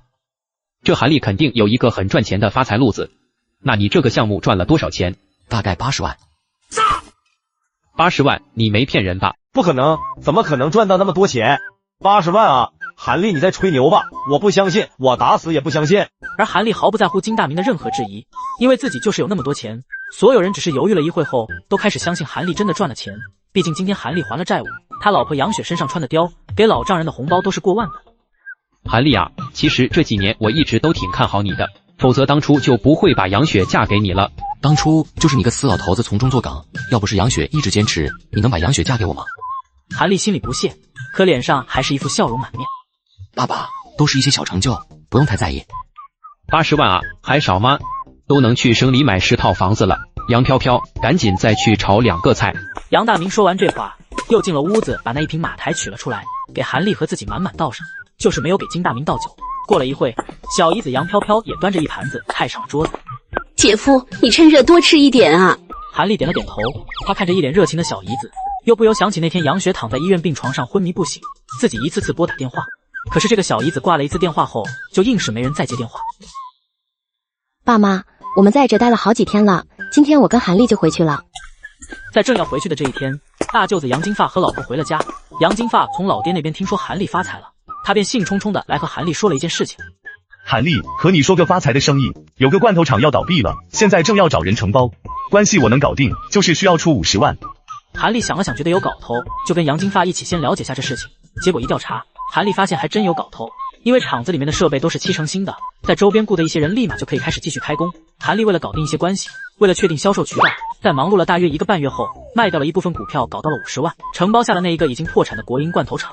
他在那一天十分地高兴，在宾县的一个大饭店里，请了许多人吃了一顿饭，喝得一脸酒醉。也在那第二天早上，韩立早上睁开眼睛，看到一张纸条放在身边，纸条上写着一行字迹，上面重复着一句话：不要搞罐头厂，不要搞罐头厂，不要搞罐头厂，不要搞罐头厂。神秘的纸条又出现了，搭上一个春节的时间，花了好大的精力走通的关系，又花了50万才承包下的罐头厂。纸条背后的神秘人却叫自己不要去碰罐头厂。韩立看了纸条后有一些郁闷，不过他想着既然现在承包了罐头厂，而且今天又要生产了，还是去看一看的好。于是一大早就起了床，吃了早饭便去了罐头厂。妹夫，你来了，告诉你个好消息，昨天的产量可比以前高不少，而且我们还接了一笔大订单。哥，这不是多亏了你。对了哥，要是我现在把这个厂子转让掉，你说有谁会要吗？韩立看了纸条上的提示，琢磨着可以转手厂子的话，就早一点转掉。妹夫，怎么刚厂子到手，你怎么就想转？你这样可不行，刚拿到厂子就立马转掉，别人都会觉得这厂子有问题，就算厂子没问题，别人也不会要了。妹夫啊，彬县不比你们大城市，一个小事情没几天就传遍了，做事都得稳重啊。杨金发有一些不快，为了帮助韩立承包厂子，他费了不少力气。韩立也承诺给杨金发罐头厂1成干股，要是厂子现在转让了，他可是亏大发了。大哥，你别生气，我就是问问。韩立知道是没了退路，也就没再多说什么，便打算死马当做活马医，先把厂子里的生产搞好再说。妹夫，还得是你呀！之前在厂子里当过车间主任，对生产方面是熟门熟路，只花了2周时间，产量便比以往翻了2番啊！还有妹夫厂子里以前的老客户，他们以前卖习惯了厂子里出的罐头，现在听说罐头厂又开了，不少人打电话过来要采购水果罐头。罐头厂的火爆是韩立没有预料到的，在韩立承包罐头厂还不到1个月时间，就进账了50万。韩立赚到这一大笔收入后，整个人都高兴坏了。与此同时，韩立也开始怀疑那一张神秘的纸条。纸条上的信息让自己不要承包罐头厂，可是自己承包后，却在这个厂子上赚到了钱，并没有任何的损失。不过最近看电视上发现那一个银广下股票已经飙到了35块钱了，马上就要到37块钱了。如果把股票卖掉后拿到资金，再投入罐头厂的生产，按照现在的火爆生意，只要再投下去100万扩大生产，厂里的收益还能再翻一番，1年可以达到600-700万的收益。可为什么纸条上让自己不要继续呢？韩立琢磨来琢磨去，觉得做罐头厂一定会出什么幺蛾子，便打算先把工厂的生意做好，然后再卖掉，这样不仅容易出手，还容易转手要个高价。不过包装一个工厂是需要一些本钱的，韩立决定卖掉一些股票来运作这个事情，于是便回了槟城，买了手机，还买了一辆车。这些东西看上去有点虚荣，可是在生意场上，如果连个手机和车都没有，许多生意就比较难办了。韩立买了车后，他便开着车回到了许久没来的宿舍楼。韩立和他的车子出现在那个老旧的宿舍楼，便立马引来附近人群的一阵骚动。哎呦，这不是杨雪吗？这杨雪不会傍了个大款，和韩立离婚了吧？怎么都穿那么好的貂了？这也正常，杨雪多漂亮的人，嫁给那个韩立就是白瞎了。许多人八卦着，他们看着那一辆崭新的车，觉得杨雪弄不好勾搭上了款爷。直到韩立从车上走下来，那些唠闲话的老娘们脸都变形了。怎么是韩立？我听说韩立好像搞了个煤矿，发了一笔财，我们楼里还有好几个人都跟着投了钱。是吗？都搞了个煤矿了？哼，富了没几天，就这样买车买貂，纯粹是暴发户。韩立和杨雪抱着娃走到门口的时候，正好碰见顾秀芬。顾秀芬一看到韩立和杨雪，嘴上骂骂咧咧的说了几句，真晦气，刚准备出门就碰见你们。随后冰冷的转过身，走进屋子里，重重的关上了门。真是有病，当时我们就不应该签谅解协议书。这顾秀芬从看守所出来，一点都没道歉的意思，反而还给我们甩脸子。要不这2天我们先去看看房，这宿舍楼我是真不想住下去了。家边上住着这么一个邻居，这日子恐怕是没办法安生了。韩立这个狗东西，从我们手里弄了5万块钱，现在都给他老婆买貂穿了。顾秀芬为了不坐牢，让韩立和杨雪达成谅解，就提出给韩立5万块钱。可给完钱后，他一想到自己辛辛苦苦好几年攒下的5万块钱，越想越心疼。这2个狗东西用着我的钱过着好日子，我真是越想越气。这个韩立也没几天好日子过来，你等着吧。吴永贵，你这话啥意思？韩立呀，就是个骗子。我给你看点东西。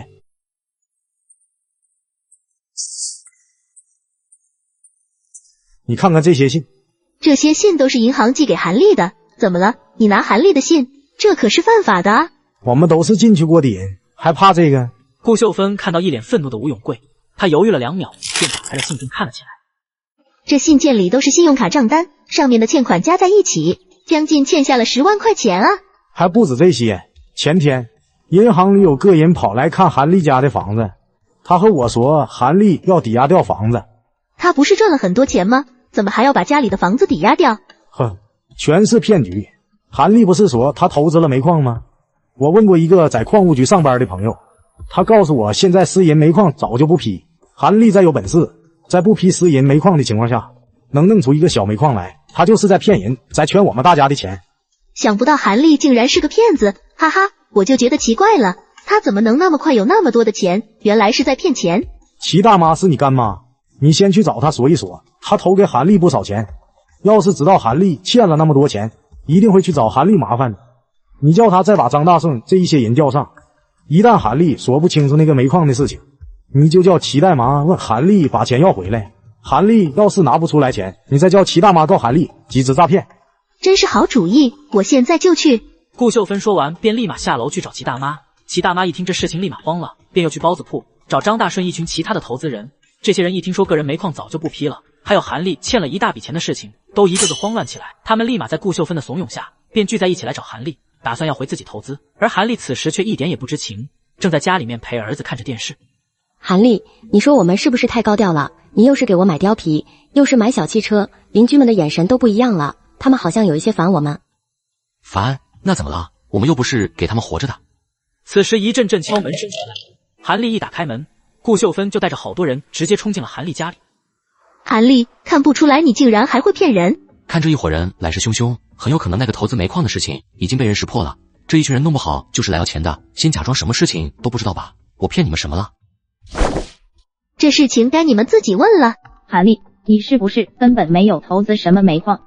韩丽，你到底怎么回事？今天一定要给我们说个清楚，你的煤矿在哪里？到底和谁合作？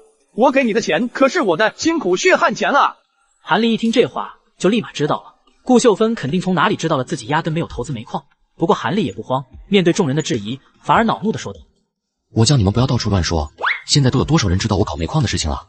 行，你们几个明天早上就来我这里，把你们投的钱都拿走，我给你们一人1分半的利息，以后别再来烦我了。”话音落下，来找麻烦的一堆人都一下子愣住了。不是说韩丽欠了一屁股债，一定拿不出钱吗？怎么韩丽竟然叫所有人明天来取钱？难道一切不是顾秀芬说的韩丽圈钱，过些时候就会跑路？众人目光都落向顾秀芬，顾秀芬也是一脸茫然。这韩丽为什么还有底气说要把所有钱都退还？毕竟她的信用卡账单已经欠下来将近10万块钱了。韩丽，你这是在虚张声势吧？你欠了那么多钱，你还有钱还吗？你可不要再演戏了。韩丽，你今天就得把钱交出来，否则我们现在马上就报警。今天就要钱？你该不会不知道银行大额取款要预约的吧？我今天先去预约。明天？要是你今天就跑了呢？你们不就怕我没钱要逃吗？那我今天带你们去看一看我账户上的钱，省得你们疑神疑鬼。这倒是个好办法，既然我们怕的是韩丽没钱，她给我们看了账户上的钱，只要有钱，多等一天也没有关系。还有一个事情我要说，钱我是能还给你们，可他领着你们在这里一口一个骗子的骂我，宿舍楼这一片不知道的都以为我真的是做了什么坏事，要是拿了钱，你们得给我集体赔礼道歉。齐大妈、张大顺一听这话，他们眉头一皱，韩丽则指了指外面，众人一看，只见楼下不知何时已经围了一群吃瓜群众。好，要是你明天真把钱都还给我们了，我们几个凑钱请你去好望角吃一顿，然后跟你赔礼道歉。众人也纷纷点头，只有顾秀芬一语不发。你刚才闹得最凶，现在怎么不说话了？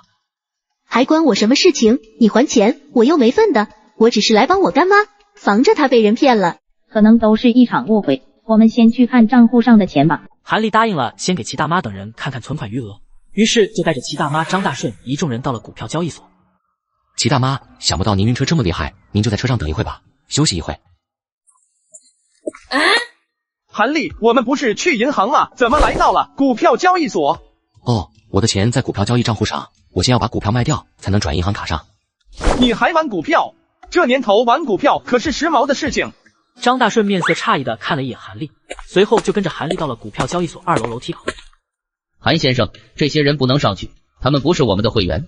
原本想带着张大顺几个人上楼，让他们看一下账户现在的数额，可现在保安不让上去，只能让他们在下面等一等了。那个张大顺呢，你们就在下面等等我吧，我去楼上把股票卖了，然后再到柜台给你们打一张资金流水。韩丽，我们看不到账户，光凭资金流水，我们没办法跟大家交代呀。张大顺这几人明显是不同意，得想个办法让他们跟我一起上楼。大哥，这盒烟你拿着跟兄弟们去抽2根。那你们待会快点下来，如果楼上主管看到了要说我的。好的，谢谢大哥。张大顺，你们几个跟我一起上楼去吧。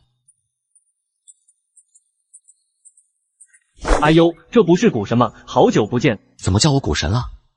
丁小莫和我说，你现在股票的回报率是我们这个交易所里业绩排名第1，你现在就是我们这里的股神。他叫我也买了那一只银广夏，结果我这几天都没买，少赚了不少钱。原来是丁小莫告诉你的。没想到自己的股票信息还会被人泄露。韩丽有一些生气自己的信息被人泄露，不过也毫无办法。随后韩丽就带着张大顺他们走到电脑前，打开电脑，再打开股票账户一看。卧槽，这银广夏竟然今天涨停了，涨到了40块，可分明那一张神秘纸条上说银广夏只会涨到37块，这又是怎么回事呢？买的股票涨停，原本应该是心情大好，韩丽望着这一幕却是一脸疑惑，因为神秘纸条的预言是会涨到37块，可是现在竟然到了40块。怎么会这样？我一直把纸条上的内容奉若神明，一直相信上面的话一定是对的，所以才敢如此豪赌一把。可现在纸条却是预测错了，之前的神秘纸条让我不要碰罐头厂，可是最后罐头厂也盈利了。算了，现在也不是想这个的时候，还是把所有股票都卖掉吧。港岛大佬李天成曾经说过，不要赚完最后一个铜板，贪婪的结果一定没好下场的。韩立输入交易密码，卖光了所有股票后，账户上便立马有了一笔巨额资金，175.68万。如果不是之前卖了一部分股票，拿了50万去投资罐头厂，账户上的资金现在应该是会超过250万的。不过现在罐头厂1个月就能赚50万，也算不亏了。张大顺，这是我账户上的钱，你们看一看吧。需要的话，我可以去打个资金证明给你们。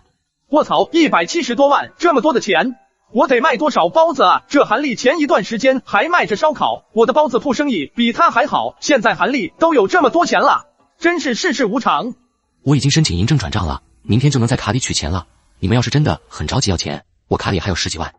嘿嘿嘿嘿，韩主任，我们不急着用钱了。韩主任啊，你能不能带着我炒股票啊？呵呵，你投了我一笔钱，说好了1年3个月就来逼着我要了，这样我还敢帮你吗？大顺啊，这个事情还是算了吧，走吧，我们现在回去吧。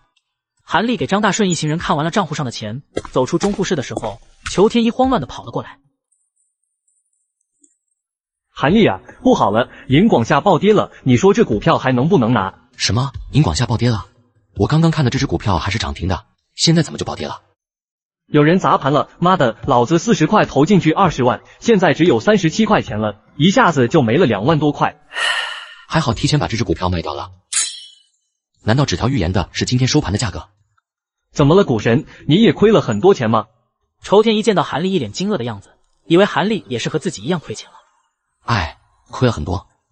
原来你也亏了，那我就没有什么压力了。韩立看着裘天一开心的样子，也觉得自己做了一件好事，一脸笑容的告辞，然后带着张大顺一行人走出了交易所。张大顺怎么样？韩立的账户上有没有钱？你那干女儿顾秀芬就是胡说八道，什么韩立要跑路，人家有的是钱，账户上有170多万呢。170多万，你不会看错吧？齐大妈，明天我就把钱给你送过去，不会少您老的。哎，不着急，不着急，这就是误会。韩立啊，你可别往心里去。没事，我哪能跟您生气？杨雪的命都是您给救的，我现在有了钱，您老这边要是有什么帮忙的，尽管说。哎呦喂，你这话可是让老太太我难看死了。就冲你这话，以后就算这顾秀芬再天花乱坠的说，我也不信了。明天我就在好望角摆一桌，给你道歉。不需要，不需要，齐大妈，我原来就是跟您开个玩笑。喂，大哥。韩立啊，厂里有点急事，你赶紧回来一趟。韩立在接听了杨金发的电话后，知道事态肯定紧急，于是等到第2天在银行取了钱，还给了齐大妈他们，就马不停蹄的到了宾县。韩立，我们被人算计了，厂里签的承包合同有漏洞，现在他们看我们赚钱了，想要收回厂子。还有一个问题，让销售科的王金奎给你说吧。老板，是这样的，厂里的订单最近多了不少，可是现在原材料价格竟然涨到了4块1斤，所有的供应商都像商量好的一样，低于这个价格，所有人都不卖。如果按照这个价格进货，我们会赔个底朝天。估计是那些黄桃供应商们趁着今年罐头生意火爆，黄桃供不应求，想要趁火打劫。厂里签订的订单，要是交不出来订单，违约金都要赔100多万，这可怎么办？厂长，有个叫孟耀阳的来找你，他说是来谈回收我们厂的。什么？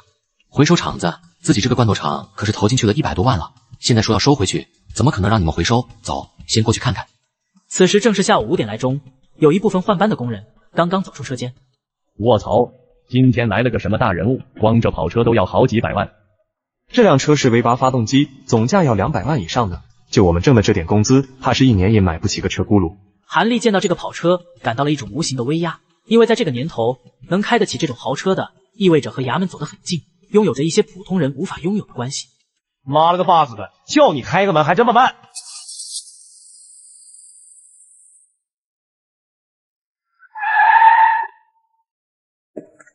孟哥，什么风把你吹来了？来，我们进屋，我给您沏一杯上好的茶。你小子跟老子滚！这有你说话的份吗？你就是那个韩立，你小子听好了，你这厂子我给你3个月时间，你给我搬干净。但是这厂子里的机器不准搬，如果少一个螺丝钉，你后果自负。你谁啊？口气这么大！我孟耀阳都不认识，还敢在这个兵线开场的？就你这样看着就是个文弱书生，老子只要凶一点，待会就得给老子乖乖服软。可就在孟耀阳威胁完韩立，韩立却一脸淡定地看了看在车上的孟耀阳，笑着说道：“我看你这车子是借的吧？”哼，你小子在胡说什么呢？是不是找死啊？呵呵，一般出来打架的都不会开太好的车子，像你这样出来搞事情的，要是一打架就没一辆200多万的车子，除非你爹是全球首富。这韩立只是看了一眼就看穿这车子是借的，难道这韩立可能有一些背景？特么的，真后悔跑这一趟来处理这罐头厂的烂事情。万一韩立真有着自己碰不到的背景，那不是给自己惹来大麻烦吗？孟耀阳有些进退两难。也在这时，坐在车上的小弟们见到老大出师不利，立马车门一开，哗啦一下全下来。大哥，和他废什么话？他要不同意，先揍他一顿完了。怎么着？想人多欺负人少？就欺负你怎么了？行，这可是你们说的。韩立说完这话，就从地上捡起了半截红砖。真是个瓜娃了，以为拿块破板砖我就怕你了？你大爷！我先给你们玩个狠的。韩立说着，拿起砖头往自己脑门上一砸，韩立的额头上顿时一片绯红。而孟耀阳等一群混混一看，都吓傻了。他们原本以为是韩立先要动手呢。大哥，这根本不是一般人，我看我们还是别惹了，我们还是早点走吧。可就在这时候，韩立怒吼了一声：“有人来厂子里闹事了！”厂子里的工人看到孟耀阳进厂子的时候骂保安，他们早就不爽了。现在一听韩立这一嗓子，立马一窝蜂的冲了过去。孟耀阳这一群人见到那潮水一般的工人，却是吓得面色苍白。这不是我们打的，他拿着板砖自己装的。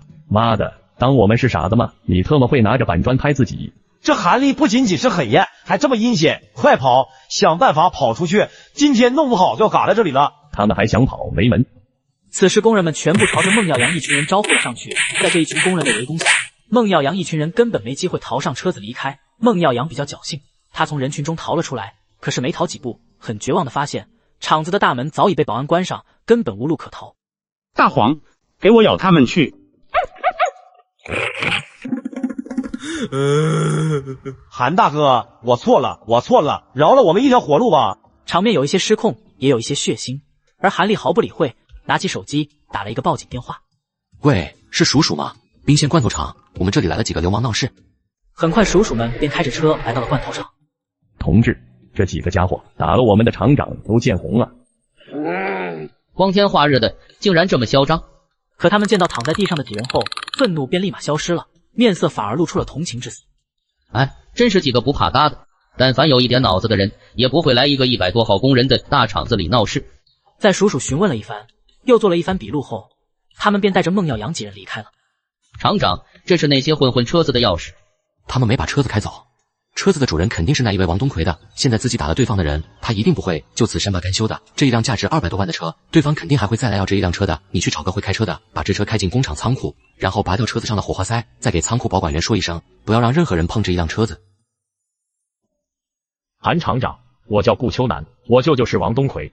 前几天我手下和你闹了一些误会，还请厂长高抬贵手，把我那一辆车还给我。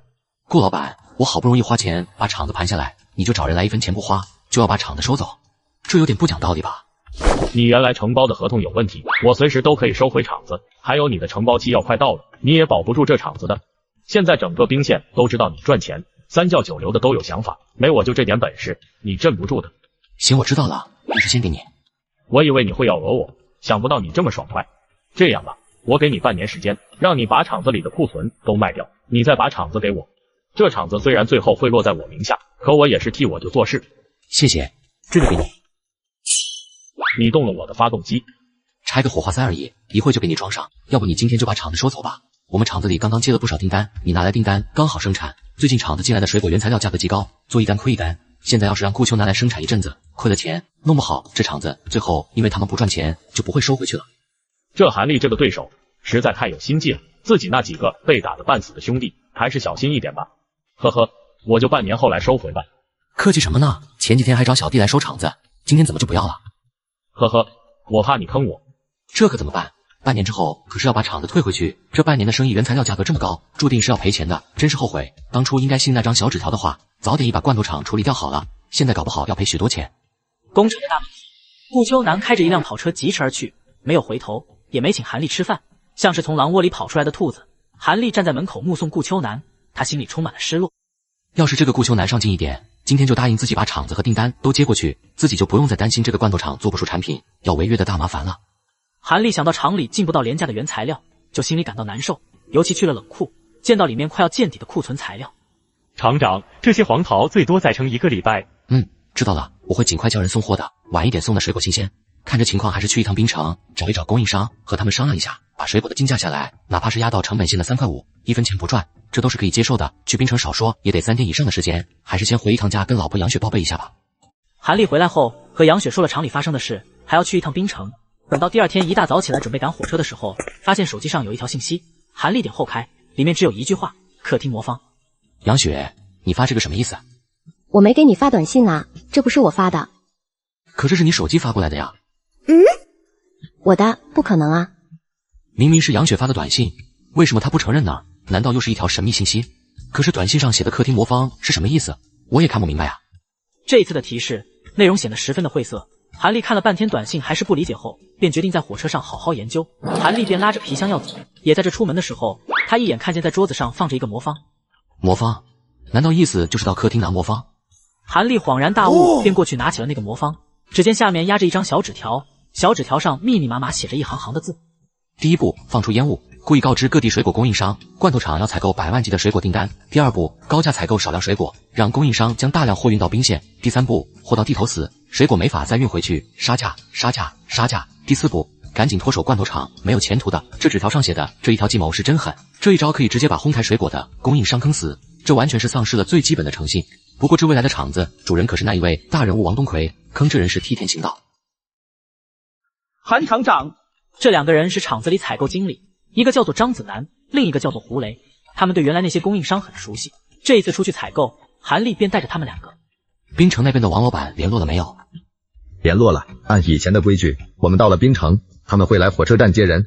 今天我们采购的事情很重要，你们做事一定要小心谨慎。放心吧，领导，我们一定会让你满意的。对的，滨城那边王老板我们都很熟，不会出错的。韩立等到了滨城后等了很久，找了很久，也没看到有人举着牌子来找自己这一伙人。怎么王老板还没来？他原本说好来接我们的，这怎么回事？通常供应商遇到厂家会很热情，因为厂商是他们的财神爷。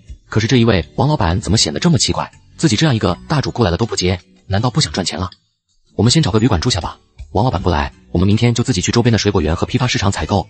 你们记得要发名片，还要告诉那些商户，我们要采购大量的黄桃。坤哥，你不去接那个韩立，会不会有什么问题？呸！我去接他，这个狗屁玩意配吗？他是个啥？这些人都是大水果商人，他们和王坤一起以滨城为中心，控制着整个东北区域的黄桃，形成一个外行人毫无感知，内行人又惧怕的黄桃托拉斯。而王坤是这个组织里面的核心头脑，只要脚抖一抖，东北区域的黄桃价格便会有一场地震。那个韩立是个蛇，这小子不知道水深水浅，我们给他报了4块1斤的黄桃，都含了路费了，他竟然还不答应。他们现在跑到我们的地盘上来，要过我们亲自采购黄桃，那不是找轧吗？这个韩立这么不上当，那我们就给他点颜色看看。其实是王坤得到消息，说韩立厂子承包有问题，马上要被别人拿走了。他想着韩立和自己最多就是一笔买卖了，根本不是长久合作，不用谈什么长久的感情。于是王坤不想给韩立以前老厂的优惠价，而想从韩立身上捞一笔。坤哥说什么，我们就干什么。喂，坤哥嘛，明天韩立会去双星那边采购水果，可能还会顺着这一条线去找当地的果园。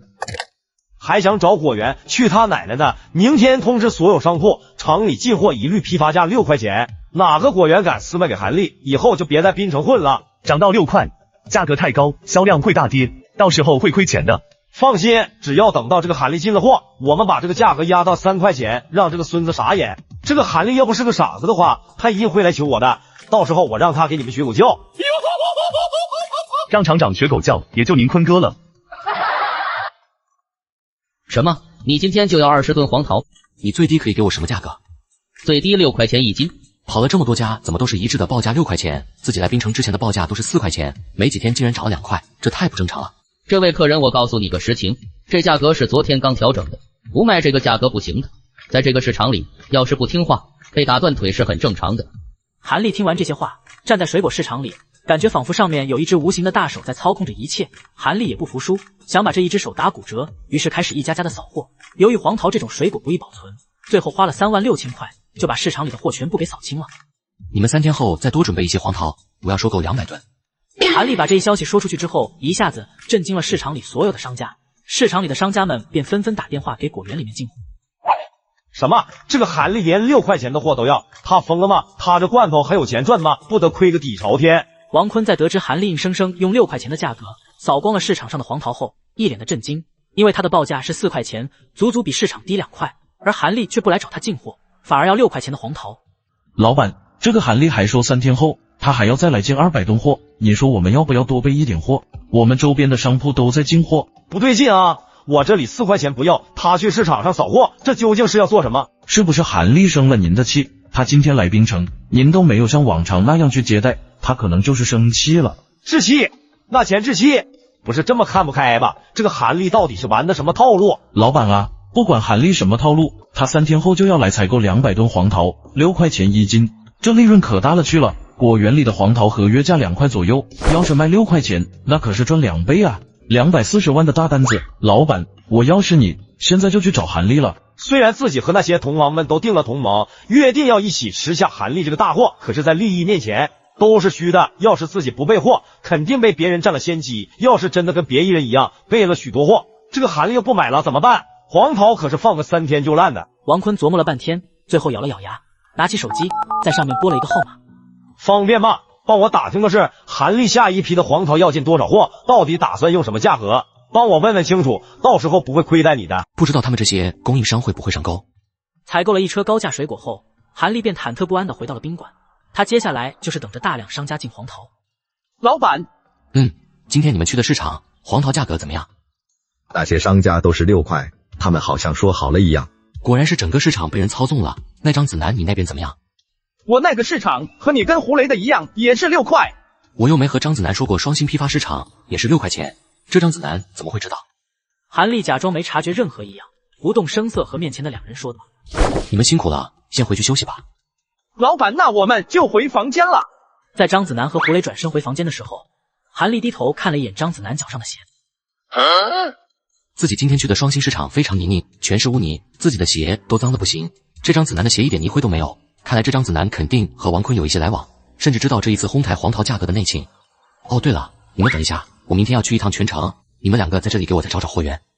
领导，你去全城做什么？我琢磨着去全城看一看，槟城这边的现货太少了，厂子里现在着急要货，今年我们要生产3000吨罐头的。3000吨，这么多的产量，这厂子是要搞大了，不是说这厂子要换人吗？韩立怎么又突然多了那么多订单？领导怎么会多了那么多产量？哦，我有个哥哥在国外，他帮我介绍了一些单子，老外对我们的黄桃罐头也很喜欢，一个可以卖6美金呢。原来是这样啊！我先去睡一会，你们去休息吧。胡雷，你先回去吧，我去买个东西。他说完就转身走出了酒店，然后走到了处僻静的角落，从身上拿出手机打了一个电话。喂，坤哥，我打听到大消息了，韩立今年接到很多外贸订单，今年要搞3000吨的罐头，他一个罐头卖到国外能卖6美金呢。胡说八道！你们厂子编个会英语的都没有，还接外贸单子？王坤听到这个消息压根就不相信，他这么多年和宾县罐头厂合作，对里面的情况很清楚。韩立说他哥哥在国外，他哥哥帮着接的业务。这个厂换承包人后，我的确是找人打听过这个韩立，他的确是有个在国外的哥哥，好像还是个博士。难道这个韩立真的接了个外贸大单？行，我知道了，明天你去我财务那里去领1000块钱，就这样吧。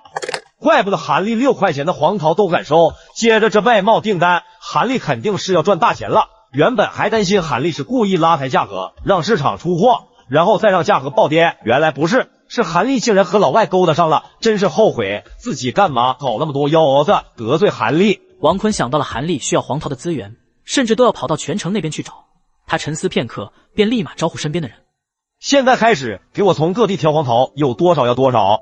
韩厂长，真是不好意思，前天你来槟城，我这边都没来接您，我这边一个业务员请假了，结果竟然把这大事情忘记了。韩立原本打算去餐厅吃饭，可就在出门的时候，一个脸上有刀疤的男人出现在门口。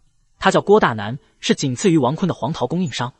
郭老板啊，这都是小事情，只是不巧啊，我今天打算就去全城，过一会就要去火车站了。去全城？韩厂长，你去那边做什么？这韩立要去全城，肯定是去那边拿货的。全城周边有不少黄桃的产地，看来今天挑货这个决定是对的。哦，去随便走走，看看那边的风景，顺便吃吃那边的美食。那里的风景有啥好看的？韩总别去了，晚上我带您去看个好的。哦，啥好看的？正宗的大洋马，金发碧眼，腿长盘条顺，嘿嘿，我还准备了海参、海肠子、鹿茸人参酒，到时候我们一边喝酒，吃着海餐看大洋马。不用了，我是一个已经结了婚的男人。哼，大洋马这种下三滥的手段也上得了台面。是谁？是我，王坤。坤哥，你小子来的挺快啊，给我滚！阿腾，电信那边又来催服务器的钱了，说再不交费，就算你是前同事，也不能再给面子了。在南方一个科技园的小楼里，马腾华坐在电脑面前，听到合伙人黄志东说服务器欠费，是一脸愁云密布。怎么今年变得这么倒霉？明明已经和2个大佬谈好了投资，可突然遇到了纳斯达克网络股票崩盘，真是太难了，太难了。阿腾要是再不缴服务器费，我们可就真不行了。如果服务器交不上钱，线上所有的秋秋软件都将会无法使用，到时候大量的用户就不会再使用秋秋，而是跑到对面的 ICQ 和 MSN。我到处都借过了，借不到。创办这个企业一路走来的艰辛，吃了太多的苦，也付出了太多。为了这个秋秋软件，我吃喝都在办公室里，该怎么办呢？这就是南方吗？韩立下了飞机，坐着出租车进入鹏城的主城区。韩立看着眼前的新世界，冲天的高楼大厦，满地跑着各种各样的豪车，相比还跑着马车的冰城，这里显得更繁华和忙碌。那更加炙热的空气，也飘满了更多金钱的浮华。先生第一次来么？要去哪里？第一次来，请问您知道那个秋秋公司是在哪里吗？什么秋秋公司啊？就是搞电脑上那个秋秋公司啊。搞电脑啊？那我知道在哪里了，那就去華強北樓。出租车司機一聽韓立找搞電腦的公司，便一踩油門，一路向前。到了華強北，韓立下了出租車，見到了一個人山人海的鬧市，這裡到處很多人。先生，便宜收集要不要啊？莫急呀，摩托羅拉、西門子、愛立信都有啊。先生，要不要看看樓盤？最新的樓盤才2000一平。韓立在華強北的市場裡走着，發現電子產品特別便宜，平常5000塊的手機，很多只賣1000多，冰城賣的1萬多的電腦，這裡3、4千就能搞定。而韓立就這樣走着走着，在一幢大樓裡找到了那個秋秋公司。先生，我們不接受推銷。我不是來推銷的，我是來把你們公司買下來的。不好意思，不好意思，我這就去跟我們老闆說。老闆，來了個人說要買你的公司。什麼？真的嗎？是誰呀？IDG 還是盈科的？不是，看樣子像是個東北來的人。東北來的人？我好像沒有談過那麼遠地方的客戶，管他呢，此時已經是熱鍋上的螞蟻。只要是跟救命稻草，那就拿着。服務器的錢可是還催着呢，再不還，到時候就來傳票的。先去門外見一下這個人吧，希望這一次一定能成。Mary， 給這位先生來一杯咖啡。不用那麼客氣，馬先生這次來我想出60萬買下你手中的秋秋公司。60萬？去年許多公司想要買我的公司，最高只有60萬，我不服輸，想不到今年還是這一個價格。怎麼，您不滿意嗎？這個價格？不，如果是去年，就算是600萬美金，我也不會把這個公司賣給你。可是現在，我實話和您說，我別無選擇。在這一波寒潮前，普普通通一個網站就能估值100萬，可寒潮來臨後，都成了一文不值。馬騰華的秋秋公司雖然有很多用戶，可是很耗費服務器，需要大筆的資金。可是在長期沒有找到投資後，原有的資金早已經耗盡，現在已經是山窮水盡。收購你的公司，我還有一個條件。還有一個條件？這60萬已經最低的價格了，你還有條件？這個條件並不苛刻，我想要請馬先生成為我的合夥人，我可以給您20%的股份。邀請我做合夥人？潘先生，您可能不了解一個狀況，如果我能通過秋秋軟件賺錢，我就不會融不到資了，也不會把這個軟件只賣60萬，我們幾個朋友投進去就花了400、500萬了。沒想到神秘人讓自己收購的是一家不會賺錢的公司，不過看這個小馬個人還是很實在，如果別人買我的公司，我一定不會講這樣的話。還好神秘人給的第2張紙上有怎樣讓秋秋賺錢的方法。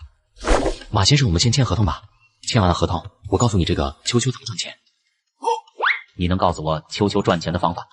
馬騰華詫異地看着韓立，關於秋秋怎麼賺錢這件事，他的團隊已經思考了很久，許多互聯網的專業人士也幫着出謀劃策，都沒有想到辦法。現在韓立竟然說他有辦法，馬騰華不相信，他直接讓人出了份轉讓合同，要求雙方簽字。你這個合同上再加一條，要是賣了公司以後，你不能成為我的競爭對手，也不能幫着別人搞我。那不就是防止同業競爭嗎？行，我加一條。馬騰華又在合同裡加了一條他的合同，整整一個下午，韓立還同意簽字。老闆，你真的有辦法讓秋秋盈利？我這個人一般不騙人。Mary，給你們新老闆續杯咖啡。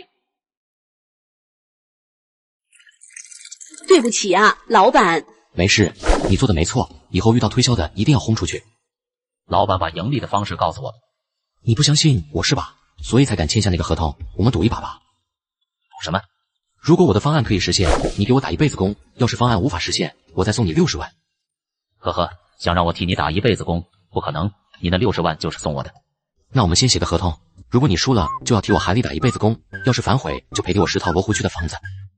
10套房子的赔偿金，过分了吧？再说了，你就不靠我赖账了？我赌你要脸。韩丽说着，把一联纸放在了马腾华的面前。马腾华嫌弃的拿起那张纸，可就这么一看，他面色便微微一变，因为那张纸上竟然画着一幅时序图，还有一幅原型图，解释着一个名叫移动秋秋的功能。你学过计算机，做过产品，时序图、原型图都是专业人士才会使用。那你能做出这些东西吗？马腾华往下看，纸上写的东西真的是秋秋盈利的答案。纸上写着一个叫做移动梦网的产品设计方案，这个产品可以实现电脑上的秋秋和手机短信互动，用户一旦使用了短信发秋秋信息，1条1毛钱，收了钱，然后找移动运营商要。而马腾华有一些后悔，他望着桌面上刚刚签完的卖身契，有一种想要嘶吼的冲动。别难过，我给你20%的股份，你可以好好赚钱，把这10套房子的钱赚回来。晚上我请你吃饭，你别难过，我这个老板不是很凶的，我这人也善良的。人生许多时候是未知的，韩丽虽然对马腾华这样一位员工很满意，但没事看了看公司里的财务报表后，却很不满意。在公司财务的账本上，有一个叫服务器的费用，每个月支出就要将近30万一个月。这小马同志说，由于用户数量增长，这笔钱还要再往上涨。我还纳闷这小马为什么连价都不还，就把公司卖给我了。这玩意到年底的话，少说都得搭进去400-500万。韩丽有一些郁闷，可相反，马腾华和公司里其他的员工得知了移动梦网的计划，全部像打了鸡血一样开心。而韩丽在公司又待了半个月后，打算回去看看老婆孩子，顺便也要去管理一下罐头厂，毕竟这还是此时最大的营收。明天就要回去了，就在这华强北买2台笔记本回去吧，一台我自己用，另一台给杨雪。也在那一天起，9号楼的晚上常常会传来了阵类似婴儿的哭声，还有人会在半夜里看到9号楼的路边站着一个红艳艳的纸人。韩丽回到宾县发现比以前还轻松不少，她便反而经常把时间用来和鹏程小马那边打电话，剩下的时间便是陪老婆孩子。韩丽去开门。姐姐、姐夫你们来了，快请进。妹夫在家啊，妹夫，你现在已发财了，也不知道给你买点啥。我们隔壁村有人杀猪，我就弄了点猪头肉给你补补这发财的大脑。还有这黄桃罐头是我外派国外带回来的，比国内的可要好多了。杨雪，你姐姐和姐夫来了。哟呵，你们都买笔记本电脑了，韩丽你果然是有钱了。他说着就去碰那电脑，而杨雪一看姐夫金大明拿过猪肉的手，一手油也没洗，便皱眉头说道：姐夫，这电脑新买的，别弄坏了。别看不起你姐夫，这电脑我在单位天天用呢，我还用这个做保额，我们可是外企。你怎么会有1位数的秋秋号？哦，我有个朋友在秋秋公司上班，他给我发的。嘿嘿，妹夫，反正号码也是别人送你的，你送我了呗。这个不行的，秋秋内部员工都没有这样的1位号，这可是我让公司专门改了程序弄出的这么一个号码。这些低位数的号码，韩丽早已经想好了，打算到时候送一些大人物的，至于金大明这样的，自然不能送了。他便岔开话题问金大明：姐夫，今天怎么突然过来了？我不是听人说你去了南方那边吗？我就想来找你聊聊天，看看有没有发财的门道。哦，这样啊，南方那边的确是机会很多，那边的电脑、手机都很便宜。这可是个发财的好机会啊！那边的手机和电脑便宜那么多，这可是发财的机会啊！金大明一听一脸兴奋，他在韩丽家里吃了一顿饭后，便决定要去南方进一些手机回宾县卖。等金大明走后，杨雪也是心动这个卖电子产品的点子。韩丽，我们要不也开个电脑手机店吧？金大明去宾县，我们去槟城，一定赚得更多。这倒是个机会，现在槟城许多人都开始用手机、用电脑了，这个需求的确很旺盛。韩丽一想到秋秋公司现在每个月都有巨额的服务费用要付，她便同意了杨雪的建议，打算第2天去槟城看摊位。可第2天，韩丽醒来的时候，感觉有一点不对劲，她用手往下一摸，发现有一张纸条夹在了自己的红内裤上。此处要拆，速买，命得已定，切勿折腾，莫因小失大。韩丽拿着纸的上半部分写着2行字，纸的下半部分画着一幅拆迁示意图。这示意图上的房子，不正是我曾经住过的那一片机械厂的宿舍区吗？宿舍区难道要拆？但是这地图上只有那一幢9号楼上的拆字，其他的楼都没有，难道只是拆9号楼？如果真的是这样，那么买下那一幢9号楼便是一次极好的投资了，应该能赚不少钱。韩丽在被新公司不断投入的资本有一些弄得焦头烂额。他觉得这是个机会缓解此时资金的压力，于是便出门，打算马上去槟城。韩哥，真的是你啊？孙强，他叫孙强，原本在车间里一直负责卸货的。孙强老实听话，一直都是个不错的员工。你现在怎么在干这个了？哎，没办法，我开了有小半年了，厂子还没发我那笔安置费啊。这样啊，自己的那笔安置费也没拿到手呢，1年多了，自己是熬过去了，可是要没找着工作的人怎么办？韩立不由想起了1年前的自己，心中不由升起一股同情，便从包里拿出一叠钞票，塞在了孙强的兜里。韩哥，这怎么好意思呢？收下，你叫我一声哥，我得管你。韩哥，我有钱再还你。别墨迹了，送回去吧，有事找我。那哥，我走了。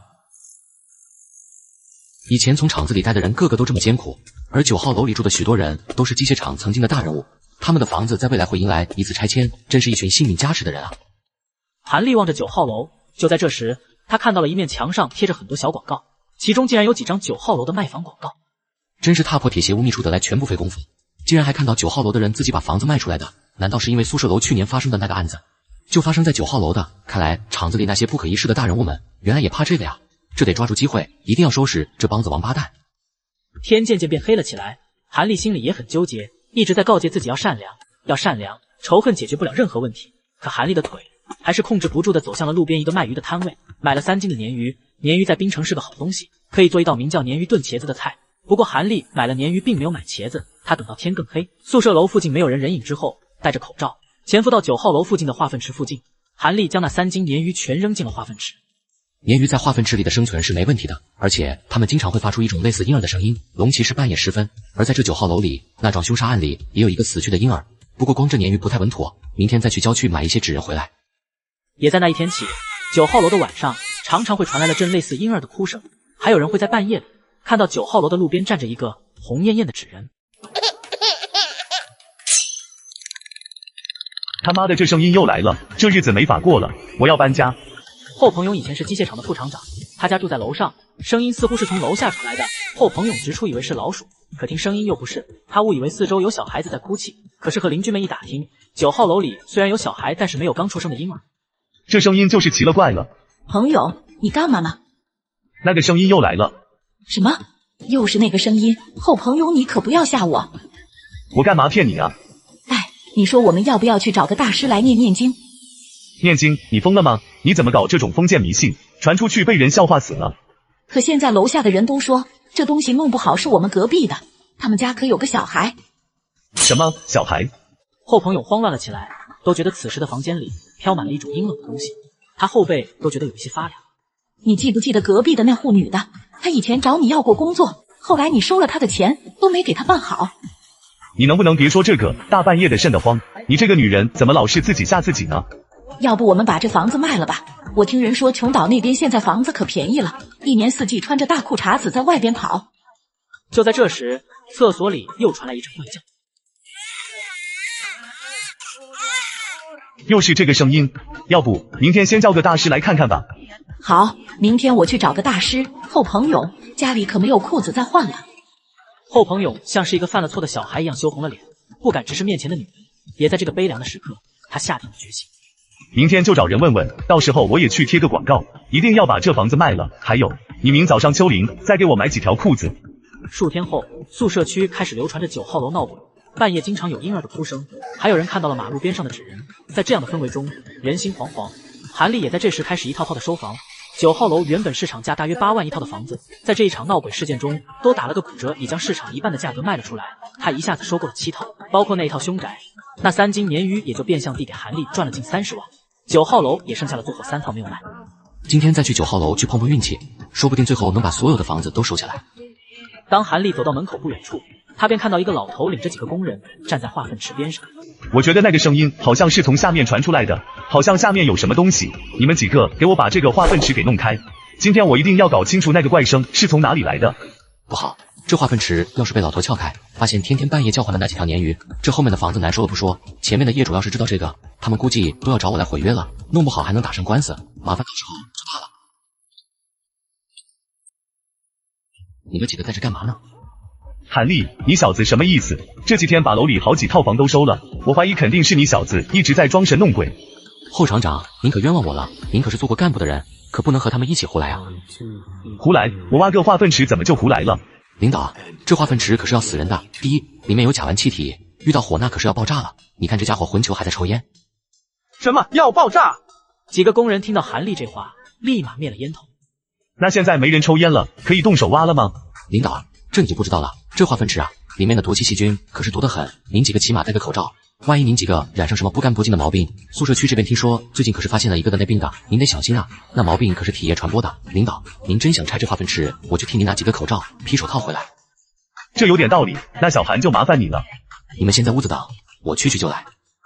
韩立说完，他便马上转身快跑，去了一趟商店。现在当务之急便是不能让后朋友这些人再一次听到鲶鱼的声音。鲶鱼怕光洗净，白天的时候没人打扰他们，他们会躲在下面安安静静。可是如果化粪池一打开，有人惊动他们，这些小家伙们也会发出嘤嘤的叫声，到时候就穿帮了。现在还是早点把鲶鱼灭口为好。韩立打定了要弄死鲶鱼的想法后，便在买口罩的间隙去了一趟附近的农药店，一口气买了3瓶敌敌畏，然后又回了一趟家，拿了一台复读机，然后韩立跑到9号楼的那一间没人的凶宅，把那3瓶敌敌畏都倒进了马桶。这3瓶敌敌畏顺着下水道流进化粪池，1瓶敌敌畏都能让一个池塘的鱼都死光光，3瓶疗效自然更好。哪怕到时候他们的尸体被发现，就以后朋友几个人的智商，估计一时半会也想不明白这些鲶鱼会发出嘤嘤的怪叫声。韩立气喘吁吁的把这一切做完，他便又拿着口罩手套跑下楼去找后朋友。可刚下楼，韩立却发现后朋友已经带着人把那化粪池打开了。韩立，果然是你小子在搞鬼！化粪池边上，后朋友用一把火钳夹着一条足有1斤重的活鲶鱼，鲶鱼正乱颠嘤嘤嘤的怪叫着，那发出的声音就如同婴儿一般。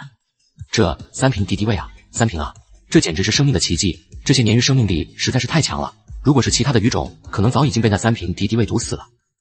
你小子敢在我们9号楼玩套路，你特么也真不长眼！你们几个把这小子给我抓起来，老子要让9号楼的领导们都来看一看，到时候让你小子弄个诈骗罪，进牢里坐上几年。也在这时，9号楼里走下来一大群人，这些人是那些还没从9号楼搬走的业主，他们有不少人已经和韩立签了合同。你们快过来，我抓到一个骗子，就是韩立。9号楼的声音就是这些鲶鱼，你们看，这些鲶鱼叫的时候就是和婴儿一样，这一切都是这个韩立搞的鬼。还有那个黄主任家的，你们家老黄被吓得半身不遂偏瘫，你们可以找这个韩立索赔啊。就是这个王八犊子干的。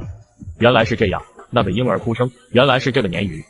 我们这些天天因为这个房子闹鬼，都是一个个提心吊胆，一个个睡不好觉，每天都在害怕是不是身后有飘飘，没想到竟然是这个韩立放了几条鲶鱼到化粪池。一个王八犊子，今天我们就把你给剁了！打他！群情激愤，众人正要动手打人，可也在这时，韩立却一脸严肃生气地说道：你们楼的叫声根本不是鲶鱼叫的。怎么着？到这时候你还要耍赖？我们都把这个鲶鱼找到了，你还要狡辩？不是鲶鱼叫的，难道这是鬼叫的？你们这个楼就是鬼叫的，你们楼真的有鬼？胡说八道！鲶鱼都找出来了，还有鬼？就你这个鬼吧！说个毛线，揍他个半身不遂！不见棺材不掉泪，打他一顿，再把他送派出所，告他扰乱正常生活秩序，还有诈骗。说话间，一群人全小便往韩立身上招呼。可就在这时，嘤嘤嘤的一阵怪叫声又响了起来。又是这叫声，化粪池里的鲶鱼都捞起来了，怎么还有这怪叫声？怎么会这样？你们都听到了吗？我听到了，我也听到了。难道真的有鬼？不会吧！后朋友也在这时感觉整个人都软了，大腿根上有热乎乎的水往裤管子下流，湿润了起来，这已经成为一种条件反射。我本来是想找你们来商量这事情的，因为我在那个房子里听到了叫声。当众人害怕的时候，韩立突然手指朝着9号楼的上方一指，那位置正是那一处凶宅，当时死了一对夫妻，还有一个婴儿。好像刚才的叫声就从那里传来的。吓死人了，那怎么办啊？今天晚上我们就搬走吧。那我们这个房子还怎么卖得掉啊？你们这下子相信我了吧？相信我了吧？后朋友特么的，你不是要打我吗？怎么都吓得尿裤子了？后朋友低头看着自己的裤腿，此时面对韩立的指责无话可说，他也不知道自己当众尿裤子该如何面对，便身子一软，故意假装昏倒。救人呐！老侯昏倒了。众人一见侯朋友倒在地上，便在这样闹鬼的氛围里，恐怖中又多了一份惊恐。不过作为邻居，他们还是没忘记照顾彼此，有人便打120急救电话，有人便掐后朋友的人中，想要让他醒过来。打死也不能睁眼，现在尿裤子了，要是醒过来，怎么面对此时的大家？那是会被笑死的。这侯朋友还真能装，人如果是失去了意识倒下去，那是整个人松松软软的，而且一下子落下，不会有保护动作的。这侯朋友落地的时候手还撑了一下，明显是装的。刚才还想往死整我，既然你那么想玩死我，那今天新仇旧恨一起算，我也玩玩你。侯副厂长一定是中了邪了，现在的方法就是以邪驱邪了。我有个偏方，要不灵，你们打死我。好，你赶紧救救老侯，别到时候醒不过来了。韩立随后便从地上捡起粪瓢，从边上的桶里倒了一勺米田共，然后二话不说就往侯朋友的嘴里灌。放心，这个保证灵。韩立，你这是在胡闹，灌这玩意你等会整出事来。特么的，韩立你狠！这大粪真灵啊！韩立，你这偏方可以啊！我也是听人说的，不知道灵不灵。也在这时，一辆车开来过来，几个人扶着把侯朋友送上车子，去了医院。可是留在原地的众人，许多9号楼的人却没有离开。既然那个声音来自那个房子，我们一起去看看，万一发现什么呢？这话一说，9号楼的人都纷纷同意。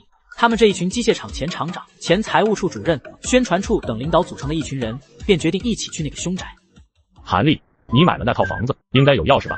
有的，我这就带你们去。门一开，扑鼻而来一股子发潮发霉的味道。在客厅的正中央挂着一幅红艳艳的结婚照，可此时看来却是有一些诡异。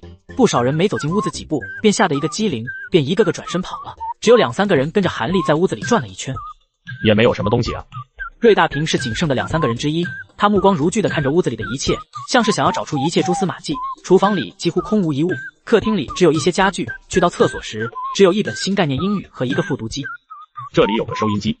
前厂长瑞大平目光落在那一台复读机上，他看了看电源，只是没有亮。哦，那是我的，我学习英语用的。我当时上厕所听到隔壁卧室有那个声音，就吓得落在这里。哦，原来你还学英语啊，挺上进的。瑞大平目光狐疑地看了看复读机，他想了想，又往边上的卧室看了看，最后一无所获便离开了。而韩立极快地把复读机上的一段声音删掉，它有一个功能，就是可以定时开关机，这便是鬼的秘密。这个世界哪里来那么多鬼怪神力？一群不学无术的家伙，还领导。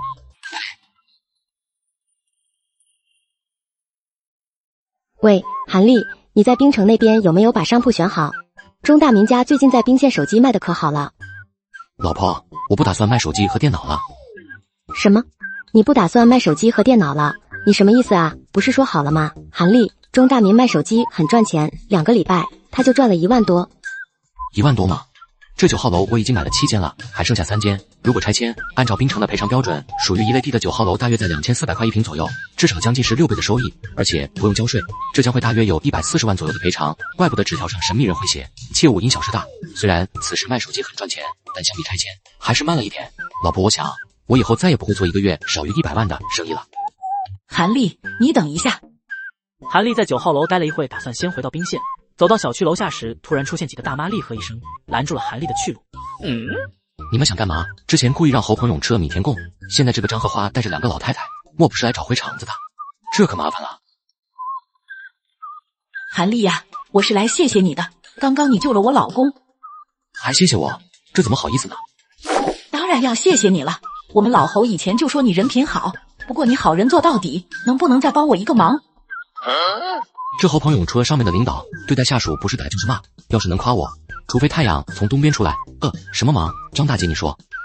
韩立呀，我听说你现在做了大生意了，把9号楼几户人家的房子都收了，要不你把我们家的也收了吧？收房子？本来还觉得收不到房子了，现在张荷花和这2个老太太竟然主动送上门了，还有这种好事，看样子刚才那一出复读机闹鬼没有白费力气，真是踏破铁鞋无觅处，得来全不费功夫。韩立压制着心中的喜悦，假装一脸为难的不同意，对张荷花和2位老太太说道：张大姐，这闹鬼的事情你们也看到了。韩立呀，我老公侯朋勇以前怎么说也是你领导，你怎么也得帮我这个忙。哎，那3万5吧，看在以前领导的面子。3万5，你收别人家的都是4万呢。之前还不是不知道这房子闹鬼吗？就这个价，我也就看我和老侯多年的感情，如果不行，那就算了。韩立说着就假装转身要离开，他吃定了张荷花一定会卖，因为张荷花此时面色写满了害怕。等等，韩立，卖，我们卖。韩立听到张荷花他们同意了，便转过头，表现得一脸无奈的和3位老太太签了合同收下了。靠着一台复读机和3斤鲶鱼，用了大约40万不到的价格买下了10套100平的拆迁房，至少赚上将近200万。对了，韩丽，你买那么多套房子干嘛？哦，我原本打算给我们家里人买，我爹妈、我哥、我老丈人、我大舅，到时候一大家伙住在一起，其乐融融。这样啊，那你还是蛮有孝心的，真羡慕啊。不过现在这个样子，你怎么办呢？我想好了，我打算租出去，给人放牌位和骨灰盒。你要放死人的东西，这不是更吓人？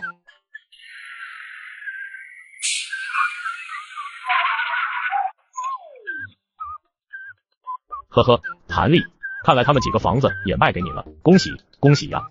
瑞厂长，我买房你这么高兴做什么？有什么好笑的吗？我是笑你自作聪明。瑞大平，你什么意思啊？别装糊涂，你小子是不是知道这里要拆迁，所以把9号楼的房子都买了下来？这瑞大平竟然知道要拆迁的事情，可要是这样，那他家怎么还把房子卖给我？难道有诈？你怎么知道的？不仅我知道，我们9号楼的人都知道。韩丽啊，你还是小看我们这批老东西，你这房子估计就只能拿在手里了。你们都知道要拆迁了？哈哈，总算是可以说了。我们刚才一直听你在瞎掰，还放骨灰，我们都差点憋不住笑出来，还以为自己把我们骗了呢，哈哈哈。你们什么意思啊？9号楼都是领导干部，你可是把我们想简单了，哈哈。今天我心情好，我就告诉你一点内幕，9号楼本来的确是要跟着少年宫一起拆迁的，到时候这里要重新建一个大型的洗浴中心。那投资的南方老板我还认识，姓王，水果生意做得很大，当时我们酒局上还见过一面。可后来那个王老板不知道怎么的，被我们这边的人坑了一大笔钱，那王老板就觉得我们北边的人不靠谱，就不想投资了，这个洗浴中心也就不了了之，这拆迁自然也就进行不下去了。卧槽，不拆迁了？神秘人不会听了一个过时的消息吧？如果是这样，现在投进去的40万，可是就砸在这10套房子上了。这里现在还传闻闹鬼，卖不出去，租出去都难，这下子亏大了。瑞厂长，你怎么会知道这些？我儿子在上面做城市规划，我们这个宿舍楼哪怕少一根草，他都知道。哥呵，现在你抓瞎了吧？我们还担心不你买呢，演戏演得好辛苦啊！你以为我不知道？复读机可以定时播放吗？还可以定时关机。你在里面录了鲶鱼的声音，那音调都走音了，装神弄鬼。什么？你竟然都知道怎么使用复读机？我明年就要陪着我女儿出国，陪她去读音乐学院，所以天天在学外语。哎，你竟然拿这个忽悠我，哈哈。It was a pretty stupid thing to do。你既然知道没有鬼，那你为什么要把房子卖给我？爸，你在这啊，让我好找。海宁，你怎么不上班，跑这里来干什么？爸，我们家的房子是不是让你给卖了？是卖了，怎么了？你怎么能卖了呢？都不和我商量一下，我好不容易争取到一个项目，把咱们家给拆迁了。哎，你怎么能卖了呢？你赶紧再买回来啊！什么？你争取了个项目？9号楼要拆迁？可就在这时，韩丽像一只兔子一样逃进了在路边等待的出租车，递给司机一张100块钱。出租车，快走！有多快跑多快，这要是被抓住，一定把我扣住。这刚买的9号楼房子肯定不保了。瑞大平和几个老太太追在韩丽的出租车后面，他们此时每一个人的脸上都惊恐无比，没有一个人想到瑞大平家的儿子竟然有那么大的能力，把原本不会拆的楼竟然给拆了。可遗憾的是，9号楼的人都把房子卖给了韩丽。韩丽呀，你别走啊！韩丽，我们再聊聊。韩丽，你等一等，把房子卖给我，我给你更高的价格。瑞大平不甘地追了一会出租车，可韩丽的出租车却没有停下。瑞大平累得倒在了地上，可他不服输，冲着韩丽喊道：“韩丽，你个小兔崽子，这事情没完。”齐大妈在屋里吗？您好，你们是？您好，我们是拆迁办的。这9号楼马上要拆迁了，麻烦您联系一下9号楼所有房子的业主过来签一下拆迁补偿协议。哦，那好的，这9号楼的10套房子都让韩丽买了，我这就给她打电话。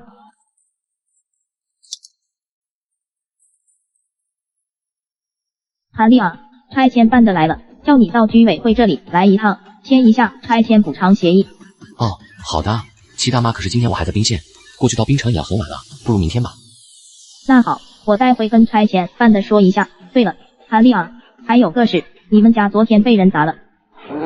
什么？谁干的呀？这事情，哎，你也清楚，谁叫你买的一幢楼，不仅是那9号楼有一点，宿舍区就没人没有一点的。我看你要不还是和瑞厂长他们和解一下，毕竟以前都是你的老领导。还和解？怎么和解？如果自己真的服软去和解，那么10套房子都得送出去。韩丽啊，有一些事情你大妈我也不好多说，就是劝你小心一点。齐大妈说完就挂了。韩丽听到齐大妈的话，琢磨了一番，她觉得一个人去居委会签字太危险，想了半天，便打算找几个人去充充场面。想来想去，还是去找那个孙强吧。孙强这个人讲义气，还够穷。死胖子，叫你送的啤酒怎么还没送呢？你特么的是不是脑子有问题？跟你说了几遍了。老板，我忙了一早上都没停过，而且这单子也不是我送的范围。怎么这还敢还嘴？不服可以啊，给我滚！我立马就可以找个人把你顶上。孙强挨了一下子，又被骂，却只是低着头不说话。也在这时，孙强突然看到了韩立。韩哥，你怎么来了？你谁呀？怎么随便进我的仓库？孙强，跟我走，跟着我干。你特么的没听见我说话是不是？你特么的谁啊？你把他叫走了，我这活谁干啊？你不是说孙强走了，你随便能找人顶替吗？仓库老板顿时哑口无言。他一见韩立是个不好惹的人，便立马只能威胁孙强。孙强，告诉你，你今天要是走了，你就别想拿工资了。孙强一听这话，立马在原地有一些纠结的看了看韩立。韩立见孙强愣在那边，他明白孙强是担心没了工资，到时候养活不了家里。孙强，信你哥不？韩哥，我信。那就跟我走，肯定饿不死你。死胖子，你特么还真有种子，你走一个试试。你这半个月工资要不要了？哥，我还没拿工资呢。你给他2个巴掌就给你了，要是不给，你就接着打，医疗费我出。你要进去了，你爸妈我来照顾。孙强一听韩立这话，眼前一亮，就好像打了鸡血，奥特曼变身。把工资给我。凭什么？你特么半路撂挑子，我还给你工资。虽然害怕归害怕，不过这平日里孙强那么好欺负，估计这胖子是玩虚招，一定不会动手。凭什么？就凭这个沙包一样大的拳头见过没有？老子想打你不是1天2天了。哎呦喂，打人了！来人啊！救命啊！老板啊，你把仓库建在郊区这个地方，你就是喊破喉咙估计也不会来人的，要把你打残废都要过几天才有人知道。那个强哥，你先放开我，我给你拿工资。强哥，这是你这几天的工资，你拿好。哥，这下我们可以走了。好，我们走。哥带你添一身行头，去趟商场。韩立在商场里领着孙强花了400块钱买了一身西装，接着又找了一家专门卖纹身贴纸的，买了一些纹身贴。韩哥，干嘛买这个？一会再和你细说。接着韩立又领着孙强到了一个卖手表和项链的铺子，里面摆着各式各样的手表和金项链。韩哥，你也喜欢这个？你喜欢这个？行，我给你买了。老板，这2样多少钱？这位老板有眼光啊！18K 纯金大链子，还有这个限量款的劳力士，交个朋友，便宜给你了，只要18万8千。卧槽，这么贵？18万8？那你说个价，你说个价啊！别光问呢。这2样顶多给你180。那再加20，最少200，最多190。再加这好东西，您自个留着吧。孙强，我们走。那好，先就当交个朋友。你说190就190。韩哥，这冲场面用的，别计较太多。哥带你去洗个澡，一会再吃个饭。韩立说着，把那大金链子给孙强戴上，又把劳力士也戴在孙强手上。孙强别说，现在你这大金链子小手表这么一搞，还真有几分大哥大的派头。哥，我能不能不戴那大金链子了？刚才泡澡的时候都飘起来了，澡堂所有人都看着我，太尴尬了。现在是冲场面，等哥有钱了，给你买个真的，先将就将就。哥，我这么一身打扮，到底要干嘛？你给我买了一幢楼，这楼要拆迁，我原来买楼的人不干了，要和我毁约，我明天要去签协议，估计他们得堵我。哥，你现在都买楼了，这么发达了，这大哥可以跟啊，真是有实力，哈哈。一般，你只是看到我表面的风光，却不知道我所处的艰难，老板难当啊。我们还要找些人，就我们2个还不够场面，镇不住他们。找人？韩哥，我知道有一个地，有不少人，一个人最多花50准保都去。在哪呢？快带我去。孙强便把韩立领着进了一个胡同，到了一个满是烟味的小平房里面。屋子里摆着一台电脑，一群人正在里面打着各种电脑游戏。孙强在游戏房里走了一圈，不一会他便叫来了好几个人。这是韩哥，明天找你们有点事。韩哥好。好，这些人看着歪瓜裂枣的，能信任吗？这些人明天一定能来吗？放心吧，这几位都没钱，还喜欢打电脑，50块钱能让他们在电脑房待3天，保准来。韩立一听这话，他又看了看电脑游戏房里那一个个痴迷游戏中的人，不由觉得这开电脑房的老板生意不错，也同时在想，这个做游戏好像是个极为赚钱的买卖。朕愧对列祖列宗。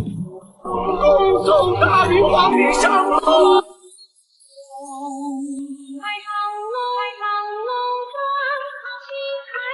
别看了，有点时间不是打游戏就是看电视。韩哥都过来了，赶紧把纹身纸都贴上，能贴胸口的贴胸口，不行拿个小的贴手臂和手上。韩哥都安排好了。好的。卧槽，又不是去打架干嘛？拿菜刀？不好意思，韩哥，我趁我妈要做饭的时候拿的，就是撑撑场面。行了，赶紧把菜刀捡起来，一会车来了我们就走。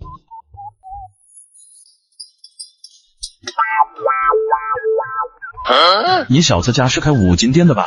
兄弟们，我们就是去吓唬吓唬人，一会谁也不许动家伙。还有到了那边，一句话也不能说，否则1分钱都不给你们。韩立说着就要拿钱，打算先给1人20，可孙强却拦住了，对韩立说道：“不能给，你要给了，这些家伙能半路跑去打游戏。啥？一个下午都撑不住就能跑？这游戏这么大的魅力吗？得想办法干游戏，这玩意发大财啊！等拆迁款下来的那一笔钱，应该也够小马哥开发个游戏了。”哥，大卡车司机来了，出发！孙强，你带他们去坐大卡车。而韩立坐上了后面的一辆出租车，跟着大车一路前行。他打算让这大车上的几个人先探探路，把局面打开。这今天来的人里面，个个一脸的黑眼圈，哈欠连天，这群哥们战斗力好像不强呀，我还是得给齐大妈打个电话。今天遇到韩立这小子，可不能饶了他，到处找这个孙子，就是不见踪影。我看这小子今天怎么跑？对，不能饶了他，一定要让他把房子给我们吐出来，要是不吐出来，就弄嘎他，法不责众，打死白打。9号楼的人都是咒骂着韩立，此时也有不少不是9号楼的人在边上等着，准备吃个瓜。这一回韩立也真是牛逼，竟然把这9号楼的领导们都给忽悠了。牛啥？一会儿他来了就傻眼了，这么多人堵他，能不歇菜？那位厂长可是练过的，年轻的时候3、4个人都近不了身。瑞厂长，这个韩立今天会不会不来了？一定会来。韩立当年当车间主任的时候，我观察过他，他喜欢与人斗，与天斗，与地斗。我相信他一定已经知道我们要堵他，而且一定会来。韩立这家伙是个人才，脑子聪明，只可惜不懂人情世故，否则我都想把自己厂长这个位置让给他。瑞厂长，好像有人来了，都排好队，给韩哥开路，记住了，保护好韩哥，一会不许说话，不许聊游戏，谁特么敢聊，后面1分钱也别想拿到。这个韩立竟然叫了一卡车的人来，这家伙是想干嘛？卧槽，这些人带家伙了，看样子这是真想要干仗。溜了，这个韩立也不起呀！特么的，你这菜刀能不能放好？怎么老失掉？大哥，我们不用菜刀，那怎么镇得住肠子？这个问题，刚才在车上的时候我早就想到了。孙强说着，从怀里掏出了一把打火机。大哥，这打火机这怎么镇肠子？没看过《古惑仔》吗？陈浩南带着小弟拿着打火机出来那个出场啊！大哥，我记起来了，就是大家一起拿着打火机啪啪点的那一集。这把打火机你拿着，1人发1个，然后注意队形，以我为中心，点着打火机一起上。孙强和小弟们把打火机点动，远远看去就是一片火苗在不停的烧动，显得有一些诡异，气势也便渐渐起来。很好，就是这个气势。现在我们就等着韩哥出现，这个牌面他应该喜欢。来，我们再练几遍。孙强等着韩立的出租车出现，闲着的时候，他便领着小弟们点着打火机练战无不胜的感觉。打火机一亮一灭，煞是引人注目。而20米外，瑞大平和一群9号楼的人远远地看着孙强这一群人，他们此时一脸疑惑和不解。他们在干嘛？我感觉他们应该是混混，刚才还有菜刀，这样点打火机是想烧房子吗？可9号楼不是被韩立都买下了吗？他烧房子不是烧自己吗？房子烧了评估价不就更低了吗？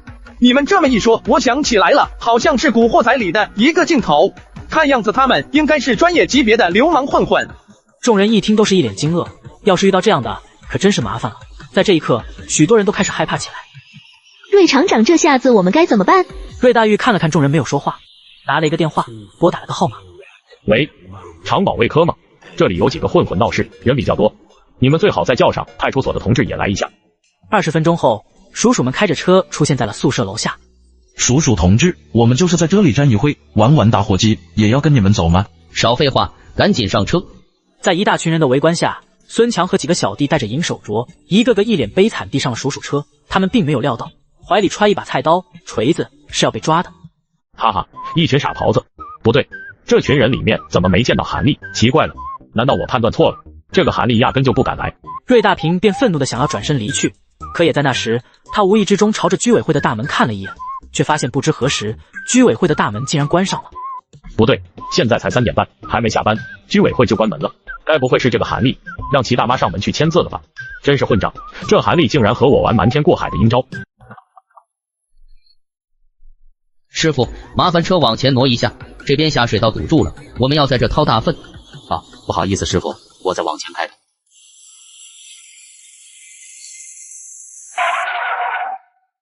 小兄弟，这厕所的水都让我接完了，这都待了1下午了，表都已经打到了150块了，我抽烟抽的都有点嗓子痛了。他一定会来的，我也有一点嗓子痛。师傅，这瓶没必你先喝着，我们再等会。又过了10分钟，终于一辆2路汽车出现。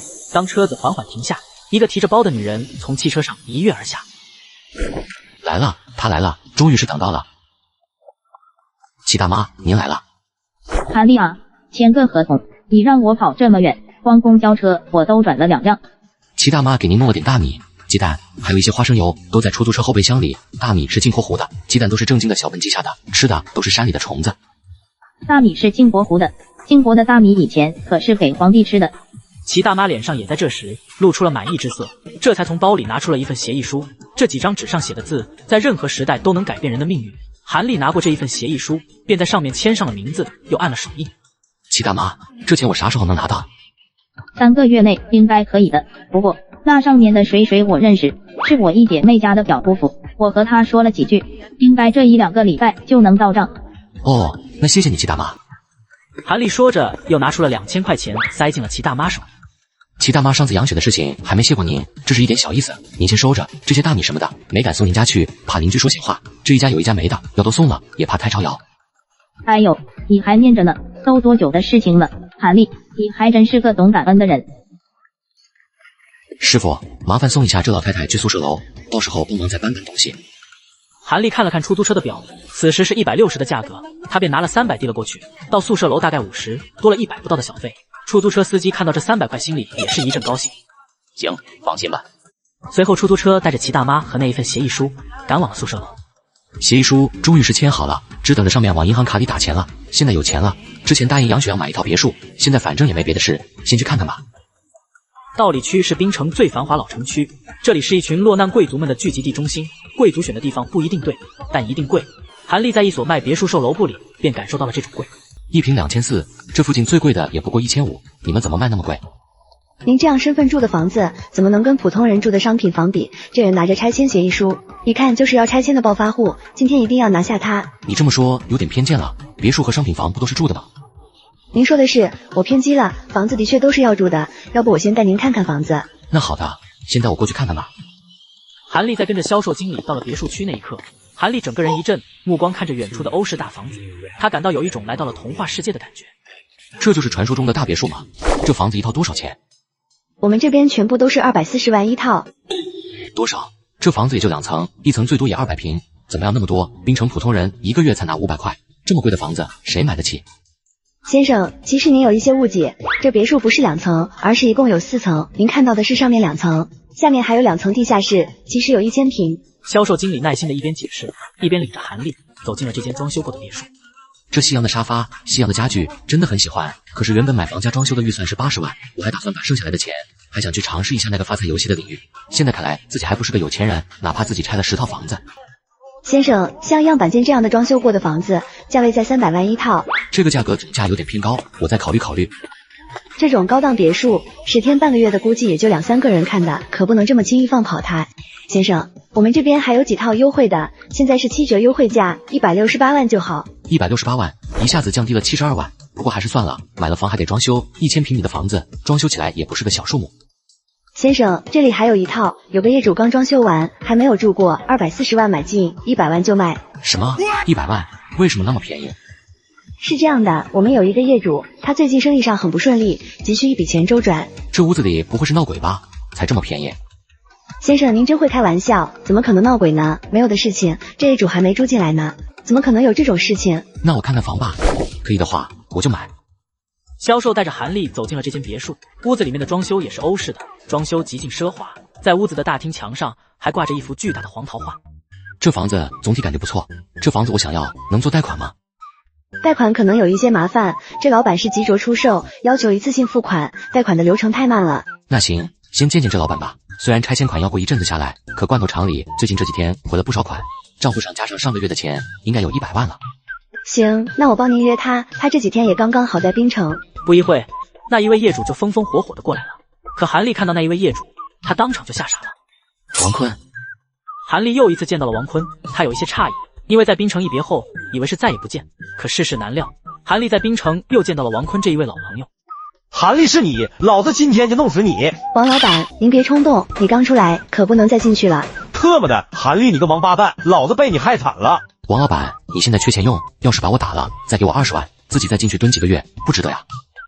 韩丽话音落下，王坤愣住了，他过了一会，便自己把椅子放回了原处。王老板，这位韩先生是来买你房子的，弄不好就能救你的急。你想要我这房子120万，少1块钱都不行。王老板，原来才100万，怎么就120了？要不您消消气，我再来吧。你特么的害我成这样，这多加的20万是你该给我的。江湖过招，各凭本事，更何况王老板，您当初哄抬黄桃，搞得我要亏钱，那回您也没打算赔钱给我吧？韩丽这话一说出口，王坤愣住了，他傻傻的站在原地，一句话也说不出来。我们有空再聚。这王坤不会到时候再发疯找自己的麻烦吧？喂，您好，是谁？韩丽，是我顾秋南。韩丽，你这个场子这个月快点腾地方。顾秋南是王东奎派来收场子的，之前就派一伙人来捣乱过，后来被韩丽收拾了一下。顾老板啊，我们不是说好半年吗？1月份才到时候呢，搞错时间了吧？我没搞错，你小子这个月100万的赚还不知足吗？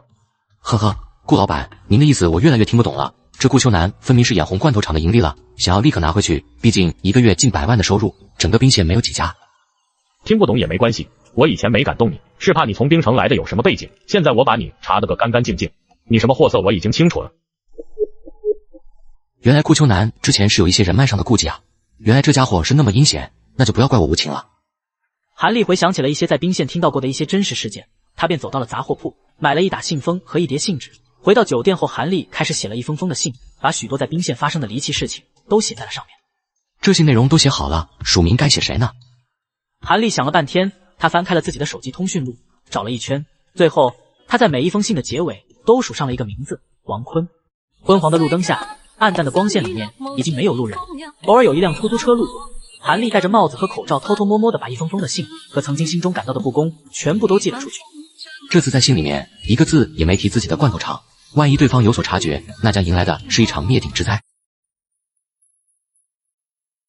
这都晚上1点钟了，老婆杨雪应该早就睡了，谁还给我打电话？韩丽拿起手机一看，诺基亚上的固定电话来自彭城，打电话来的是马腾华。老板，我有一个好消息，一个坏消息，你想先听哪一个？小马，怎么这么晚了？这都1点多了，还给我打电话，你还没睡吗？没有啊，公司大家还在忙呢。大半夜的还在忙工作，小马跟公司里的同事也太辛苦了，真拼命啊！有这样的员工真是福气。小马，说吧，有什么好消息？哈哈，老板，我们已经和鹏城移动这边合作了，这1个月的运营数据出来了，我们盈利了。盈利了？这几个月里一直拿钱往秋秋这个大窟窿上砸，一直没看到一个水花，现在盈利了，哈哈，真是令人开心啊！小马，快给我说说盈利了多少？老板，这个月我们赚了1万块，哈哈，奋斗了2年。公司终于赚钱了，1万块，现在才回来1万块钱，回报率不是很好，可这也总算见到回头钱了。如果不是神秘人的指示，我一定不会选择这个球球公司，投钱太多，赚钱太慢了，这钱扔进去比清明节里的纸烧得还快。老板，我们现在才在鹏城这一个地方做业务，到时候我们把业务铺开来，一定能赚不少钱。是我眼光浅了，如果鹏城一个市就赚1万，要是往全国铺开来，全国有600多个市，这是一笔大钱啊！小马呀，低调低调，不要让别人知道我们赚钱了，到时候有很多人跟风的。老板说的对，我们一定低调。那好，你们辛苦，早点睡。韩丽听完好消息，便要挂电话。哎，老板，我还没说完坏消息呢。坏消息不听不行吗？不会又要钱吧？嘿嘿，果然您是老板，料事如神。特么的，这个小马又来要钱了。小马这个月要多少？可能要100万。又要那么多？没钱。韩丽说完就挂了电话，她心里很火，可挂掉了电话，小马哥又很快的打来电话。老板呢？你先别生气，事情是这样的，下个月开始要推广，这人得派出去吧，这服务器还得加，这具体的支出我给你发邮件汇报。我们花钱有花钱的理由啊，老板。最多给你20万，没你这么花钱的，太败家了，1个月比1个月花得多。我也没办法，老板，我们用户都从600万涨到1000万了，总不能让别人不用我们的秋秋吧。老板，我保证下个月达到公司收支平衡，要完不成，我再欠你罗湖10套房子。小马，这可是你说的，搞不定你就欠我20套罗湖的房子了。一定的，我们用户都增长到1000万了，这服务器加不了多少了，毕竟也不是谁都能上网的，这一把100万花下去就差不多了，现在能买得起电脑的人不多了。行，我知道了。哦，对了，小马，你说我们公司开始做游戏怎么样？我看这事情好像挺赚钱的。老板呢，游戏这东西水很深，你别看我们都搞计算机，我们也不懂做游戏，而且现在游戏市场并不好，大部分人都玩盗版，做游戏的厂商也没有钱赚。现在倒是网络游戏有一些起色。哦，那么网络游戏我们可以做吗？老板，网络游戏很有技术难度，而且内容要求很高，原创我们不行，国内也没几家可以。现在大部分是代理国外游戏，不过费用很高，一款游戏2年的代理费就要30到50万美元。30到50美金。除了代理费用，还得有游戏的服务器用、推广费用，这又是一笔上百万起步的费用。又是100万，这起码要350万的资金才能运作一个网络游戏啊！现在秋秋公司还在半路上，把剩下的钱去砸游戏，这弄不好要2头亏钱，还是以后有条件了再搞游戏吧。于是韩立一切按部就班，韩立先打了100万给彭城的秋秋公司，没有几天后，等的那一笔拆迁款也到账了，他便又到处看别墅，想在杨雪回滨城前给他一个惊喜。可逛了3天后，韩立却依旧没有找到一处满意的别墅，因为第一次看到那一处梦幻别墅实在太过惊艳了。韩立犹豫着要不要给王坤再打一个电话，问一问房子的价格，可又怕对方乘机涨价。可没料到，那一处别墅的销售经理打来了一个电话。韩先生，你上次看中的那套房子，王坤先生愿意100万出手，您还有没有兴趣？怎么王坤先生突然答应了？哎，王先生被人打成重伤了，现在正在医院抢救呢，现在缺一笔医疗费，就委托我再找找韩先生您。王坤被打了，医院那边看王坤的亲戚朋友多吗？我怕不方便。王老板现在身边就他女人一个人陪着，没有别人了。哦，那我去看看他吧。王坤先生身体怎么样了？阿坤刚刚脱离危险，不过后续还需要一大笔钱治疗，所以韩先生能不能尽快把那一笔买房子的钱先给我们？好的，只要办了手续，我就立马全款。王坤先生怎么会变成这个样子了？还不是那个死肥婆，竟然下手那么重，还把钱都拿走了。要不阿坤需要卖房来治病吗？死肥婆什么意思啊？韩立一听这话便不理解，可看着眼前的女人，再细细一琢磨，突然意识到这个女人不是原配，可能是王坤找的小三。也在这时，病房外传来一阵脚步声。医生，这里有没有个叫王坤的病人？这声音怎么这么熟悉？韩立走出门口，只见走廊外有几个人，一别来势汹汹的样子。是孟耀阳、顾秋南的马仔，难道心急到了？那个，我去外面打个电话，一会过来，我们去办手续。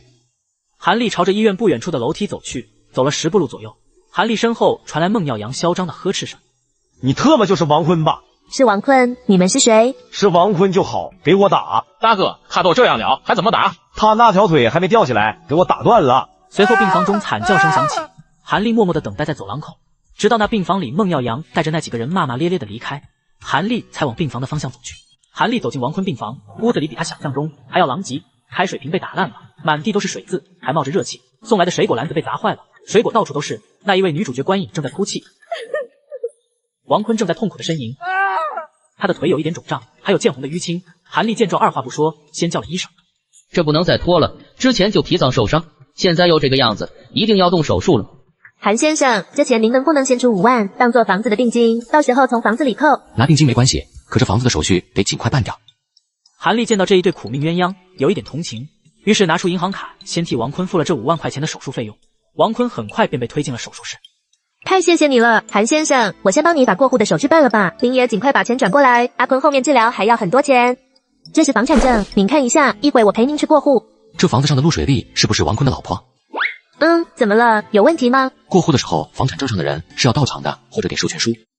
那怎么办？得找陆水丽，我已经付了5万块钱的定金了，这笔钱可不能打水漂啊。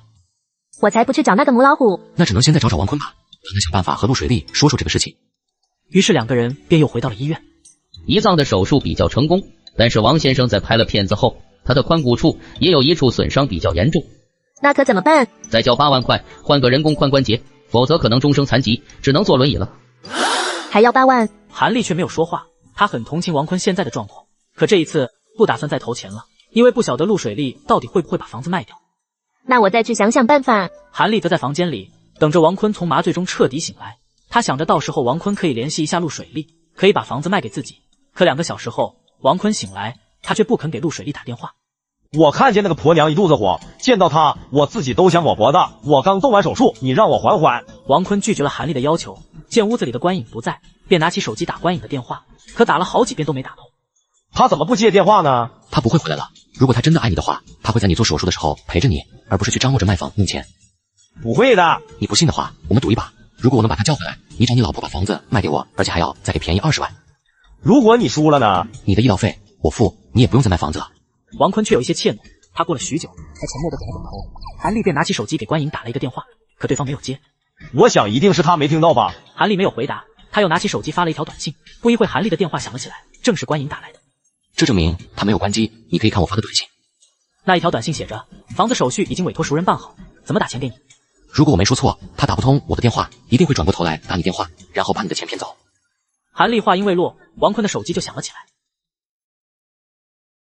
阿坤啊，我刚才在外面没有看到你的电话。对了，那个别墅卖掉了吗？特么的一切都被韩立说中了，特么的，你个臭婊子，给老子滚！给你老婆打个电话吧，你后面动手术，用各种有风险的药品，都要你老婆签字。作为一个男人，得罪谁都可以，但是就是不能得罪老婆，因为你在手术台上的时候，你老婆是唯一可以在放弃抢救那一栏签字的。可以签字放弃抢救，韩立，我真的小看你了，怪不得在滨城我会输，我服气。可我打电话过去，我老婆还会原谅我吗？一定会的，她很爱你。为什么？打是亲，骂是爱，她把你打成这样，一定超级爱你。王坤听完韩立的话，看了看自己，头上有绷带，脚上有绷带，的确被打得很惨。他在那一刻便有了自信，拨通了老婆陆水丽的电话。半个小时后，病房的门口，一个胖乎乎的中年女人带着几个壮汉冲进了病房。黄桃坤，叫我来干嘛？你又想搞什么？你如果还想从我这里拿钱给那个狐狸精，没门！老婆，我错了。什么？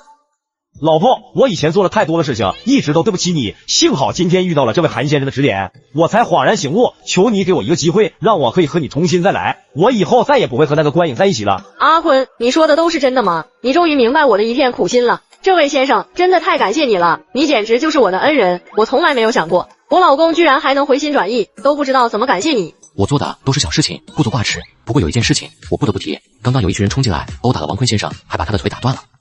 阿坤被打了，是有这个事情？我还以为是你又派人来打我了呢。我没有看到陆女士打过王坤先生，我只见到了一群歹徒打了王坤先生。其实之前我也打过王坤。我觉得王坤先生一定不是陆女士打的，两位这么恩爱，怎么会打架？我觉得他现在的伤都是那一群歹徒所为，陆女士打王坤先生的事情从来没有发生过。韩立这话一出口，屋子里的众人一下子愣住了。对，我老婆就没打过我，是那帮子小兔崽子打的。我现在还记得那个染黄毛的。王坤果然是当过大佬的人，关键时刻便能领悟，说不是陆水丽打的，而是孟耀阳打的，只是找一个借口，到时候可以让打人的人关得更久一点。至于真相并不重要，重要的是那些人打了王坤，而且王坤现在伤得很重。而过了许久，陆水丽才恍然大悟的点了点头。哦，我明白了，韩先生真是有手段，是个人才。打人的人叫做孟耀阳，他是给顾秋南干活的，而这个顾秋南是给一个叫做王东奎的大人物干事情的。这个王东奎有一点不好得罪啊。王东奎谁啊？我怎么没听说过？他是宾县的大人物，他一句话，我在宾县罐头厂就要给收走了。这个王东奎还欺负你，弟弟，我一定帮你出这口气，也帮我老公出这口气。看来自己是赌赢了。在许多天前，瑞大平曾经和韩立说过，有一个大老板曾经想要拆掉9号楼和附近的少年宫，用来建一个大型的洗浴中心。这个老板姓王，还是个水果大商人，而且还因为被滨城人坑过一次，就不想建设这个工程。韩立便当时有些慌，因为从这些信息上，他猜测这个可以搞拆迁的大人物极有可能就是王坤。后来韩立又在那一个别墅里遇到王坤，他便立马更相信王坤就是那个曾经要搞拆迁的水果大老板。韩立也意识到王坤并不简单，可问题来了，王坤当时被坑了，为什么不直接利用自己的背景报复？毕竟能搞拆迁的都不是一般人。韩立一直都想不明白这个问题，直到看到落魄的王坤和小三在一起时，他才最终发现了一个直向，那就是王坤表面是个大佬，而实际上只是一个吃软饭的软饭王。他能混得那么牛叉，是因为背后有着一个强大实力的女人，那便是陆水丽。还好王坤和陆水丽之间有了矛盾，软饭王没了本钱，罐头厂才有了后来那么多太平日子，否则我这个罐头厂早就完了。王坤和陆水丽重归于好，陆水丽从王坤那里听到韩立想买他那套别墅，陆水丽为了感谢韩立，便打算把那套别墅送给韩立。韩立啊，听王坤说你想买我们的别墅，你也别买了，喜欢就拿去住吧。这怎么可以呢？王坤已经回到了陆水丽的身边，也没有理由卖房子了，毕竟大佬不会缺钱。别客气嘛，你喜欢这别墅就去住。要不这样，我把那个宾县的罐头厂送给姐姐，换这个别墅。王坤大哥，以后要是有了这个罐头厂，他的黄桃就再也不怕积压了。这罐头厂本来就要被王东奎抢走了，现在送给王坤也不算亏，而且在宾县的地盘上做生意，我没靠山，那罐头厂早晚也是别人的。韩立，你真的要把罐头厂给我吗？好啊，我同意换。没等陆水丽答应，王坤在一边听着，他已经两眼放光了。王坤自从被韩立坑过一次之后，便一直都想建一个罐头厂，这样卖不掉的水果便可以做成罐头厂，再也不怕卖不掉。现在韩立说要送王坤一个罐头厂，王坤是打心眼高兴坏了。此时看韩立都没有昔日的仇恨，只有感恩。韩立，你真的能拿罐头厂跟我换？不是开玩笑的吧？当然不是开玩笑的，只要陆姐能把厂子保下来，那这个厂子就归你。那就谢谢弟弟割爱了，明天我就委托个人过来办过户手续，把别墅过到你的名下。过了几天后，陆水利派人就办好了过户手续，宾县的罐头厂也给了王坤，韩丽就把杨雪和儿子接了回来。韩丽，那我们不开罐头厂了，以后做什么呢？我打算开网吧。网吧？你不是之前说要开烧烤吗？槟城这边做烧烤的人太多了，只要是个人都会做烧烤，我做这个一点优势也没有。网吧则相反，得懂电脑，还得有点钱，还是有门槛的。那会不会亏呀？我觉得能成。槟城这边现在没有几家网吧，可我在彭城的时候发现网吧到处都是，南方的今天就是我们北方的明天。我觉得以后槟城也会开很多网吧。姐夫金大民不是在卖电脑和手机吗？你找找他，弄不好可以搞一批便宜点的电脑。他现在做大了，让我姐看着宾县的铺子，自己要到槟城这边弄个铺子，专门卖电脑和手机，可赚钱了。他过2天还要在槟城请我们吃饭呢，庆祝新店开业。杨雪说这话的时候有一些不开心，因为金大明发财的点子是韩丽给金大明出的。杨雪还劝过韩丽做这个手机电脑生意，可不知道为什么韩丽就是不愿意。哦，金大明都要到槟城开铺子了，那看样子很赚钱啊。神秘的纸条让自己不要去搞电脑手机这个生意，而是去购买拆迁楼，况且这一次购买拆迁楼都赚了近300万，自己应该比金大明多赚很多钱。香莫里拉大酒店，槟城刚刚投入不久的一家5星级大酒店，它坐落在松花江畔，在此时此刻都成了槟城坐标一样的存在。韩丽开着那一辆上塔纳2000来到了这一座酒店门口。这金大明真的是发财了，平时那么小气的家伙，请我们上5星级饭店吃饭，这得赚了多少钱？要不你也卖手机、电脑，你到时候和金大明再讨教讨教，大家都是亲戚，问一问也不是不行。啊，这倒是个不错的想法。韩丽说着就从杨雪身边抱过韩思聪，儿子韩思聪此时面无表情，不哭也不闹，他冷冷地看着韩丽，像是很生气。哎，杨雪，你说要不要给我们家儿子再去医院看看？他好像谁都不爱搭理，你说是不是这自闭症的毛病又加重了？思聪这孩子倒也不是不理人，前一阵子在宾县，他就非要把家里那几罐新买的奶粉送给邻居家的小孩喝，对人可客气了。对门家的小孩吗？那小子没事就往思聪床上放雪球，思聪还给他送奶粉。对呀，我新买的3鹿牌奶粉可不便宜啊，可不送，思聪就拼死命的闹，他就指着那些奶粉，死活都要送过去，对门的邻居都有一些不好意思了。哎，思聪孩子随我，太善良，以后不知道要被多少人欺负。有时间我们再带他去医院看看。听说韩丽那个罐头厂不开了？对呀，就韩丽这样忘恩负义的东西，他的厂子能开久？这狗东西我都想揍他。酒店包厢里，金大明坐在主位等着客人，他手上戴着一只金闪闪的劳力士，身穿一件白色的貂皮大衣。此刻包厢里面只有大舅哥杨金发最早进来。韩丽这厂子都不开了，那他以后怎么办？怎么办？回去卖烧烤呗。没了厂子，他就啥也不是。韩丽除了坑人，他还会干什么？哎，当了厂长以后，再干别的有点难。大舅哥，你也别太生气，喝口茶。大明，你和韩丽不一样，我最看好你这个妹夫了。你大舅哥我现在落魄了，你得帮帮我啊！杨金发因为勾结外人贪污韩丽厂里的50多万，被韩丽举报关进去一阵子之后，杨金发在村里面就抬不起头了。老婆和他离婚了，边贸的小生意也黄了。你想和我一起干？好啊，我们是亲戚吗？我最近正好缺个人，一起把这个生意做大。大舅哥要是有兴趣，我正巴不得呢。金大明一听杨金发想入伙和自己做生意，便笑着答应了。他的生意有一些风险，一般人还不敢找，杨金发就不一样了，他就是那种最合适的人选，胆子大还着急发财。那就谢谢妹夫了，一会我陪你好好喝几杯。我就说你和那个韩丽不一样吗？还是你有人味？你这发财的路子可不能和韩丽说，她最近没了厂子，一定在找门路赚钱呢，准保来求你。你放心，谁是自己人，我分得清楚。也在这时，韩丽和杨雪抱着儿子走了进来。哎呦，姐夫，大舅哥，好久不见。来，姐夫，大舅哥来抽华子。韩丽，你这烟我抽不惯，抽你这烟我咳嗽。金大明说着指了指桌子上的一包大众酒，大众酒的香烟很贵，比华子贵。这姐夫又是和自己装上了。今天金大明是东家，人家想要摆一摆谱也是正常，一会吃完饭就走。韩丽，你还真是个人物，把我这个大舅哥都送进去了，还一脸笑嘻嘻。我要是你，这一顿饭我都不会来，怕丢人。韩丽今天笑着分了烟，以为大家把过去的事情当作不知道，还能坐在一起吃个饭。可一见到杨金发这个样子，韩丽知道他想多了，但也不想当着老婆孩子的面吵架，便坐在了一边不说话。而杨金发一看韩丽不说话，却火气更大了。怎么着不说话？理亏了，知道就好，天底下哪有你这种畜生，送自己家亲戚进去的。韩丽一听脏话都出来了，便忍不了，正琢磨想要怎么回一句，就在这时，门口传来一个女巫的声音：杨金发，你这个畜生，你还敢提这个？要不是你贪污进去，老子能让村里人笑话。老子忍你到现在了，你在宾县丢人了，还要在槟城这里丢人吗？你还要不要脸了？哎，家门不幸啊！杨金发也在这时低着头，显得有一些羞愧。在一场闹剧过后，服务员端着各种菜肴上了桌面，陆陆续续又来了不少人。在这么压抑的气氛下，韩立在吃了半个小时后就带着杨雪离开了。关于金大明怎么发的财，一个字都没问。